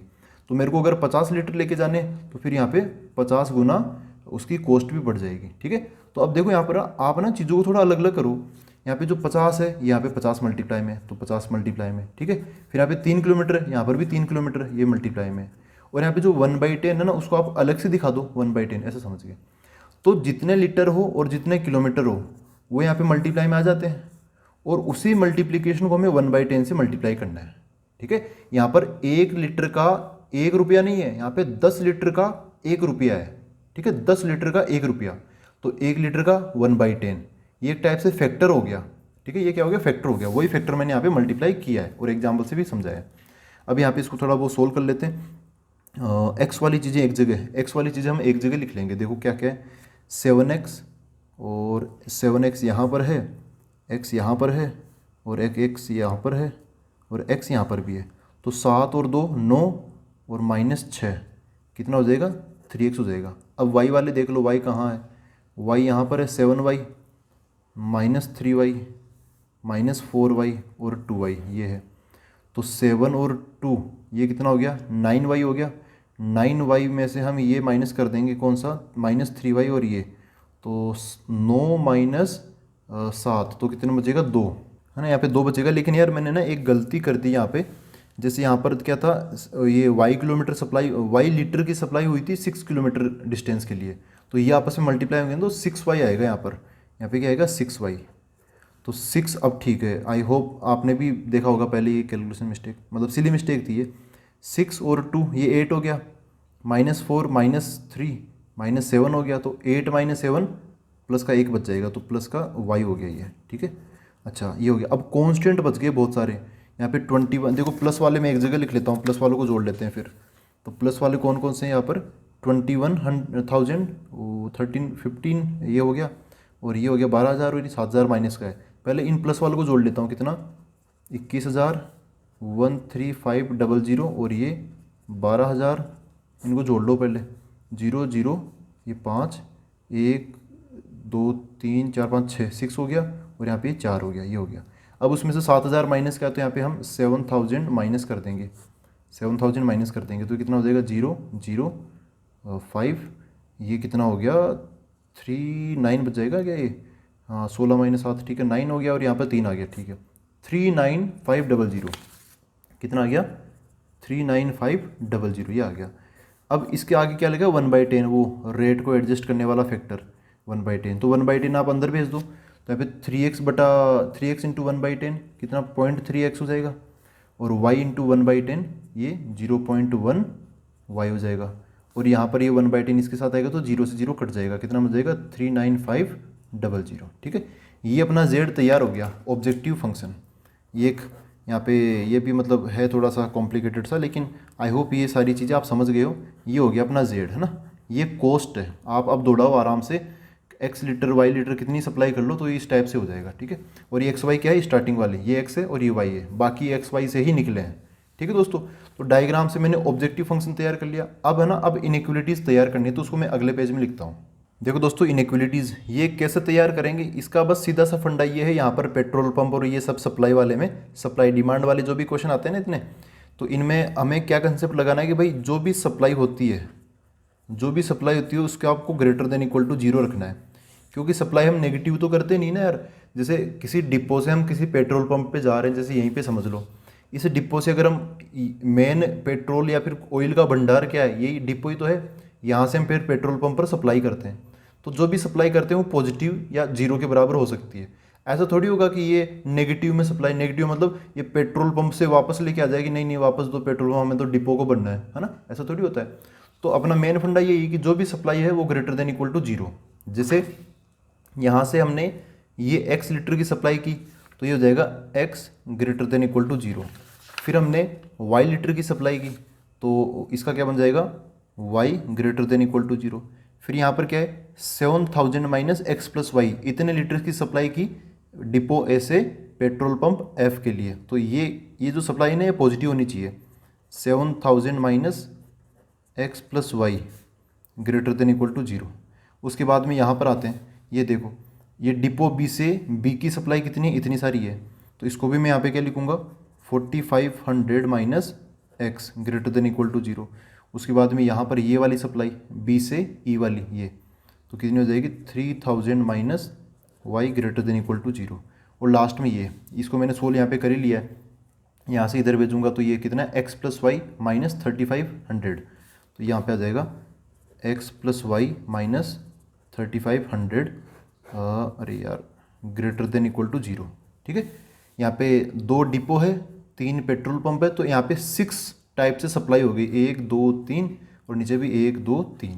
ठीक है, तो यहाँ पे 6 सप्लाईज है और हर सप्लाई को मैंने क्या रखा है ग्रेटर देन इक्वल टू 0, तो यहाँ पे 6 इनइक्वलिटीज़ तैयार हो गई। देखो बहुत सारी इनइक्वलिटी है लेकिन टेंशन मत लो, एक एक को कर लेंगे।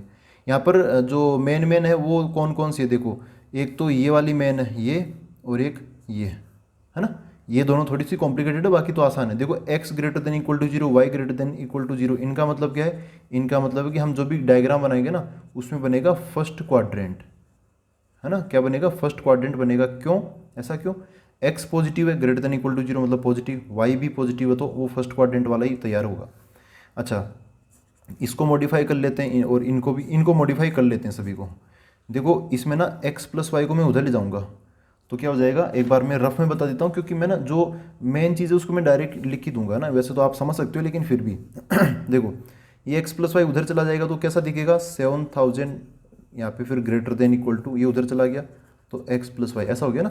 अब मैं ना x प्लस वाई को इधर LHS में लिख लूँगा, x प्लस वाई और 7000 को उधर, इनमें से छोटा कौन है x प्लस वाई, तो अभी भी वो लेस देन वाला साइन लगा दूंगा। ठीक है, मैं चाहता हूँ कि वेरिएबल वगैरह मेरे को LHS में दिखे, तो इस हिसाब से आप ऐसे उधर उधर पलट देना है ना, इनको ऐसे ऐसे पलट देना, तो समझ जाओगे कि छोटा कौन है, छोटा जिधर है ना वो छोटा ही रहेगा हमेशा। तो यहाँ पे ये इसको मैं मॉडिफाई करके ये लिख दूंगा क्या, x plus y less than equal to कितना 7000, इतना हो गया। ठीक है, ऐसे ही मैं इसको भी चेंज कर दूंगा, देखो x उधर चला जाएगा तो इधर 4500 और x उधर चला गया, ये ग्रेटर देन का साइन है तो उधर x जाके क्या हो जाएगा छोटा हो जाएगा, तो ये बन जाएगा x less than equal to 4500।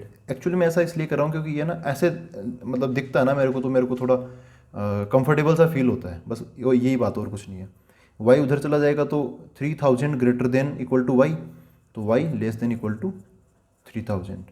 यहाँ पर भी अच्छा ये तो सीधा सीधा चला जाएगा तो x plus y greater than equal to ये कितना हो गया 3500। इन सब में लेस देन है लेकिन ये वाला ग्रेटर देन है। देखो अब डायग्राम की बात करें तो डायग्राम चलो इनमें भी बना ही लेंगे। सबसे पहले डायग्राम इनइक्वलिटी के डायग्राम के लिए हम क्या करते हैं, इनको इक्वेशन में मतलब चेंज कर देते हैं। तो इसकी इक्वेशन कैसे बन जाएगी, ऐसे बन जाएगी x plus y equal to 7000, इसकी बन जाएगी x इक्वल टू 4500 और इसकी x इक्वल टू 3000, इसकी x plus y equal to 35000 ऐसे बन जाएगी। तो देखो यहाँ पर इनके ग्राफ के लिए ना ये जैसे ये पहला वाला है ये, इसके ग्राफ के लिए आप इसमें x की वैल्यू 0 डाल दोगे तो ये 0 हो जाएगा, तो y बराबर कितना हो जाएगा 7000। अब आप यहाँ पे ये कोऑर्डिनेट एक पॉइंट मिल गया, यहाँ पर y की वैल्यू 0 डाल देंगे हम तो x की वैल्यू क्या हो जाएगी 7000 हो जाएगी, 7000, 0 है ना। इसके ऐसे 2 पॉइंट हमें मिल जाएंगे। ऐसे नीचे वाले के इसके लास्ट वाले के x plus y equal to 3500 के एक पॉइंट क्या हो जाएगा 0, 3500 और दूसरा पॉइंट क्या हो जाएगा 3500, 0। ठीक है, एक एक कोऑर्डिनेट आप 0 कर करके दूसरे निकाल सकते हो।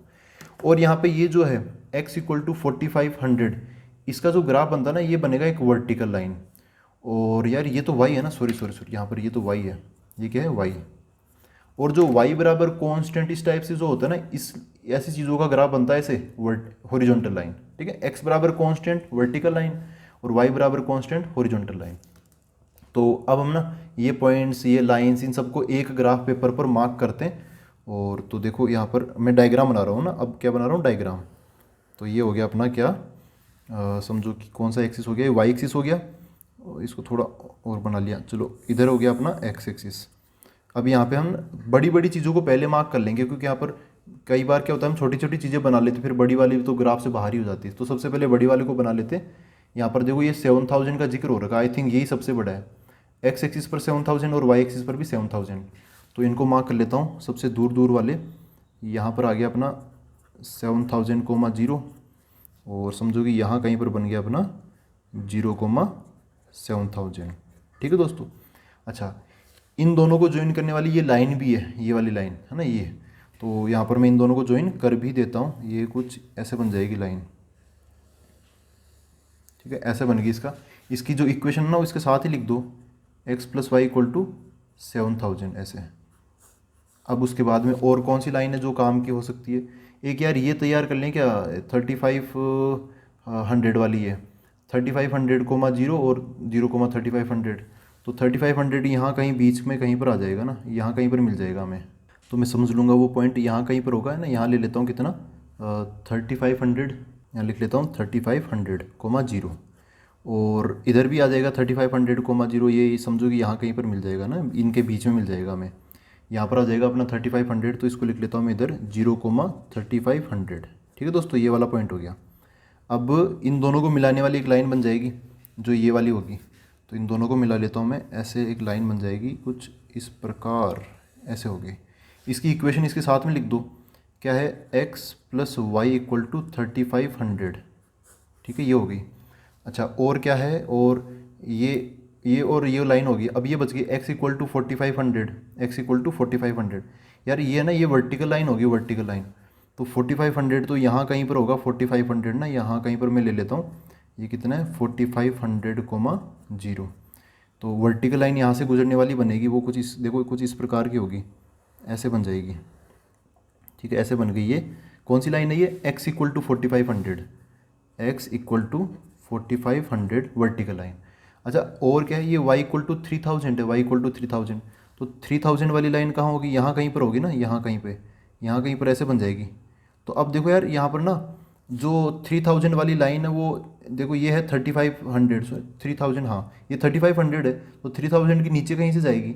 अब वो कितनी नीचे से जाएगी, कहीं ऐसा ना हो कि ऐसे जाने पर वो इस पॉइंट के, ये जो पॉइंट दिख रहा है ना आपको, ये वाला पॉइंट, इसके ऊपर से गुजर जाए या फिर नीचे से गुजर जाए गलती से। क्योंकि हम एग्जैक्ट डायग्राम नहीं बना रहे ना, एक एक पॉइंट टू पॉइंट, हम तो थोड़ा रफ डायग्राम से और ऐसे कनेक्ट करके बना रहे। तो एक काम करो आप ना, ये वाले पॉइंट के कोऑर्डिनेट निकाल ही लो, है ना। इस पॉइंट के कोऑर्डिनेट सबसे पहले हमें पता कर ही लेने चाहिए। तो देखो मैं क्या करूँगा, यहाँ पर इस पॉइंट को कुछ बोल देता हूँ, ABC, इसको C बोल देता हूँ। इसको मैंने क्या बोल दिया, C। तो इसका x कोऑर्डिनेट क्या होगा, यहाँ पर देखो x कोऑर्डिनेट ये हो जाएगा 40, ये क्या है 4500 है ना, ये हो जाएगा 4500 कोमा। इसका y कोऑर्डिनेट कैसे निकालूंगा, इस पर दो लाइंस मिल रही है।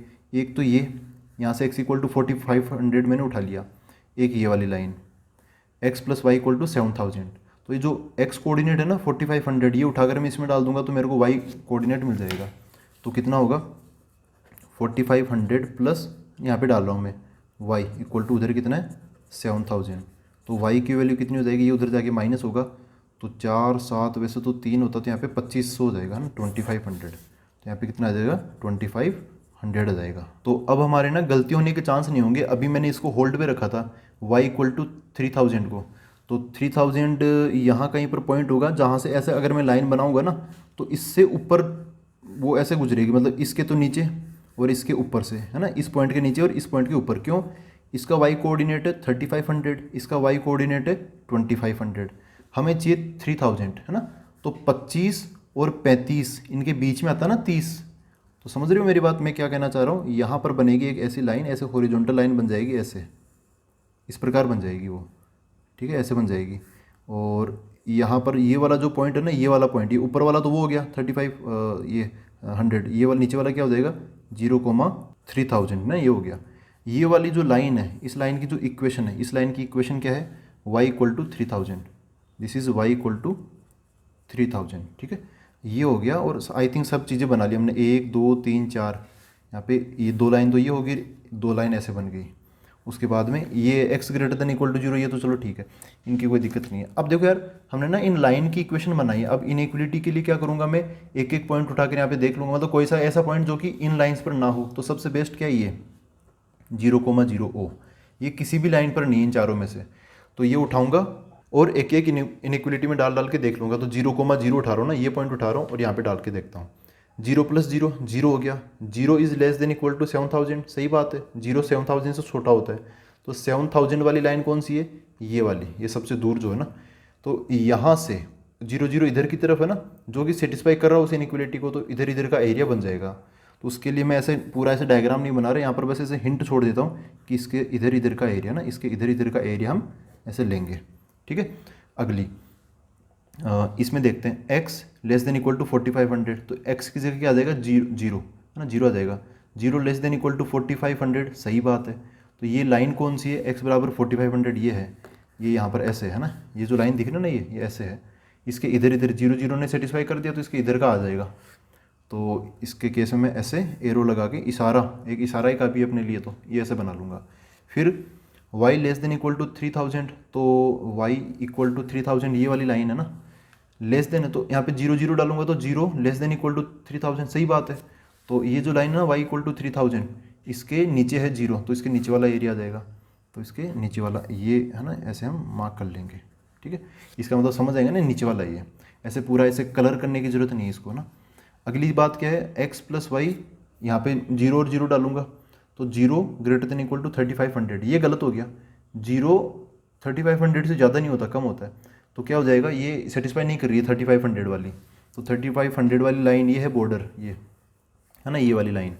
तो ये यहाँ पर है, ओरिजिन इधर है, तो ओरिजिन इसको सेटिस्फाई नहीं कर रहा, तो क्या होगा, इससे दूर जाने वाला बन जाएगा ना, 0 0 की तरफ वाला नहीं बनेगा, इससे दूर वाला बनेगा।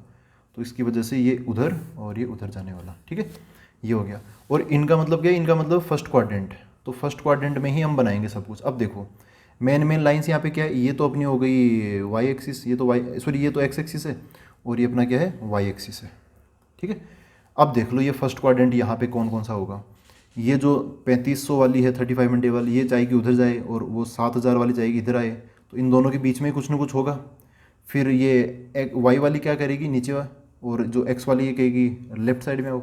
तो अपना आप थोड़ा देखोगे ना, एक दो बार ऐसे करके समझ के देखोगे, इमेजिन करके, इमेजिन क्या साफ साफ पड़ा है सामने, तो देखोगे यार ये वाला जो पार्ट है ना, this is common in all inequalities, ठीक है।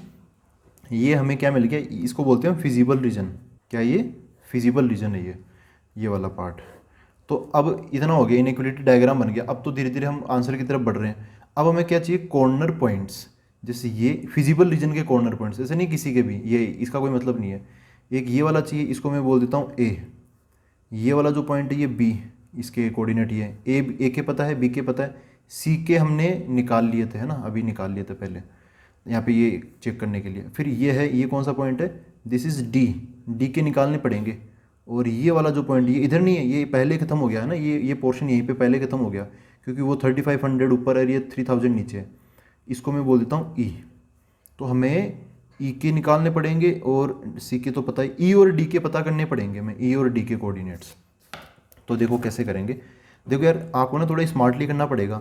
ये जो ई और डी है ना, दोनों पॉइंट्स एक इस पर है, हॉरिजॉन्टल लाइन पर है, जिसमें वाई की वैल्यू क्या है 3000। तो इन दोनों का वाई कोऑर्डिनेट क्या हो जाएगा, 3000 हो जाएगा।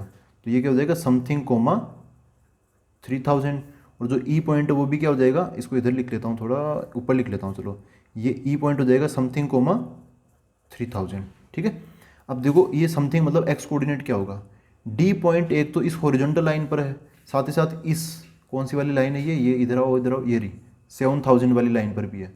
डी का वाई कोऑर्डिनेट पता है 3000, वो इसमें डालूंगा, 3000 उधर 7000 के पास जाएगा तो कितना बच जाएगा 4000।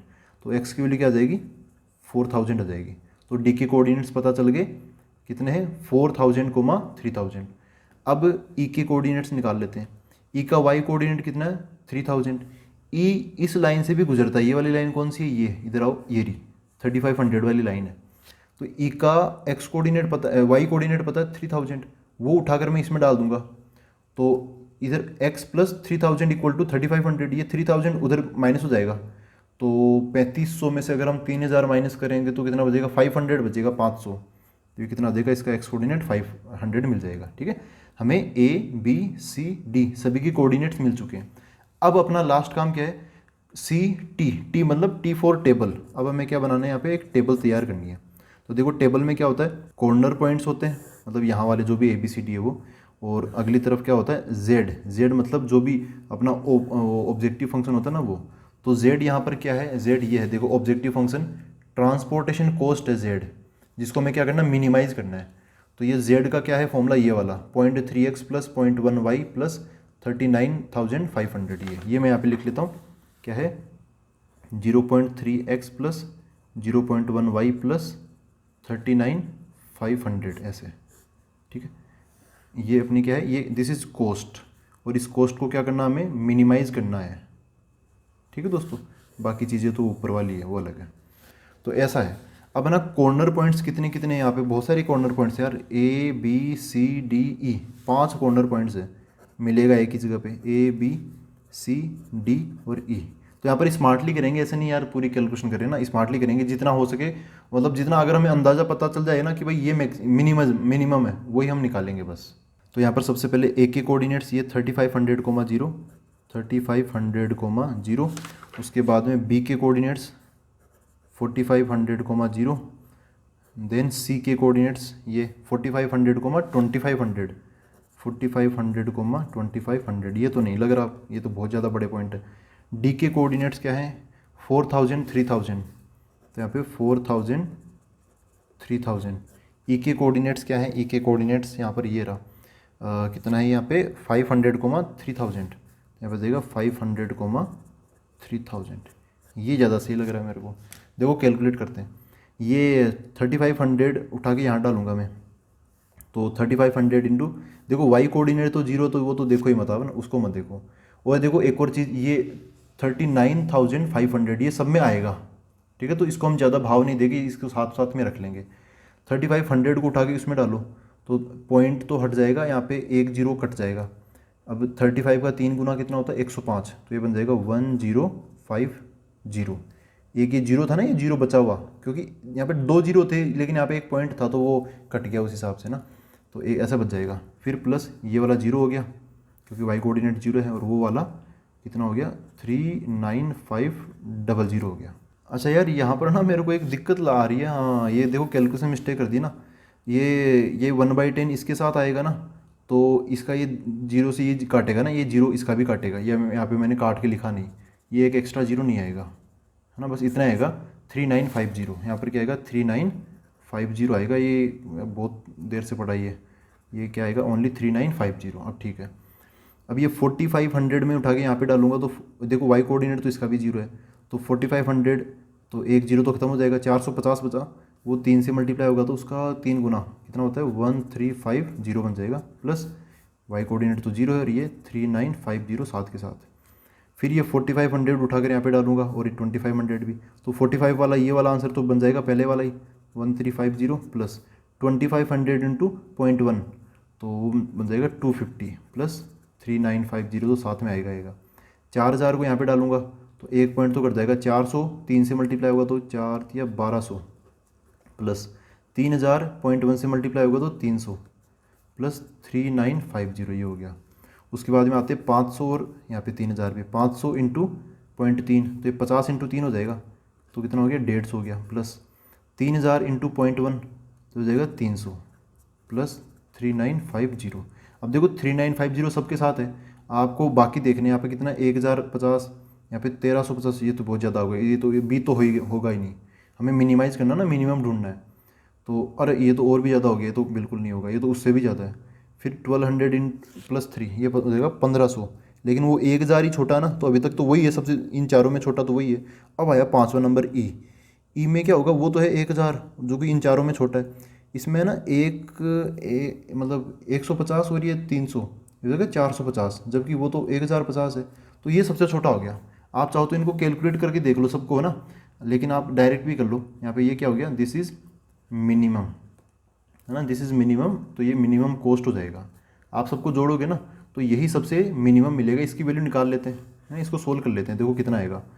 यहाँ पर 150 इसमें फिट कर दो यार पहले, तो ये थोड़ा अधूरा अधूरा सा लग रहा है, तो ये और ये हो जाएगा 4100 और ये 300, ये हो जाएगा 4400, ये हो जाएगा ठीक है। इन तीनों को जोड़ोगे तो 4400 इतने रुपीज़ हमें मिलेंगे।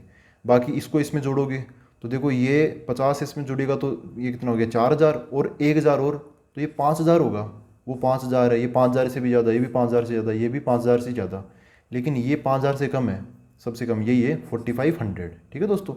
तो यहाँ पर ना अब कैसे कैसे स्केड्यूल करना है वो भी पूछ रखा है क्वेश्चन में। मिनिमम कॉस्ट हमें मिल गया answer 4400 is the minimum cost, जो कि हम ऐसे ऐसे पेट्रोल पंप और इस तेल की सप्लाई करेंगे। तो अब अगर हमें यहाँ पर ना पूरी सप्लाई को ऐसे समराइज़ करके बताना हो तो देखो पहले हमें ये पता होना चाहिए कि जैसे यहाँ पर ये जो सप्लाई चेन है ना, इसमें एक्स और वाई का बहुत बड़ा रोल है ना, एक्स और वाई का रोल है यहाँ पे, एक्स वाई, ये एक्स वाई में ऐसे कनेक्शन है।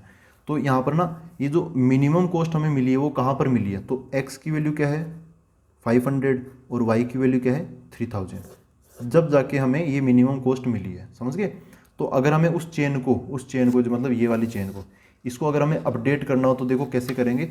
यहाँ कहीं पर तो यार करके कैसे बताऊँ, देखो आपको मैं एक काम करता हूँ, इसी के अंदर मैं अपडेट करके बता देता हूँ। देखो x की वैल्यू क्या है, x की वैल्यू कितनी है 500 आई है, तो यहाँ पर क्या बन जाएगा, ये बन जाएगा 500 लीटर। तो ए से ये पेट्रोल पंप डी की तरफ सप्लाई कितना होगा 500 हो जाएगा, ये आंसर लिख रहा हूँ। तो और यहाँ पर क्या है, देखो y की वैल्यू कितनी है 3000, तो यहाँ से ए से y की वैल्यू मतलब इधर पेट्रोल पंप ई की तरफ सप्लाई कितनी हो जाएगी 3000 हो जाएगी, तो ये कितना 3000 इधर सप्लाई कर देगा।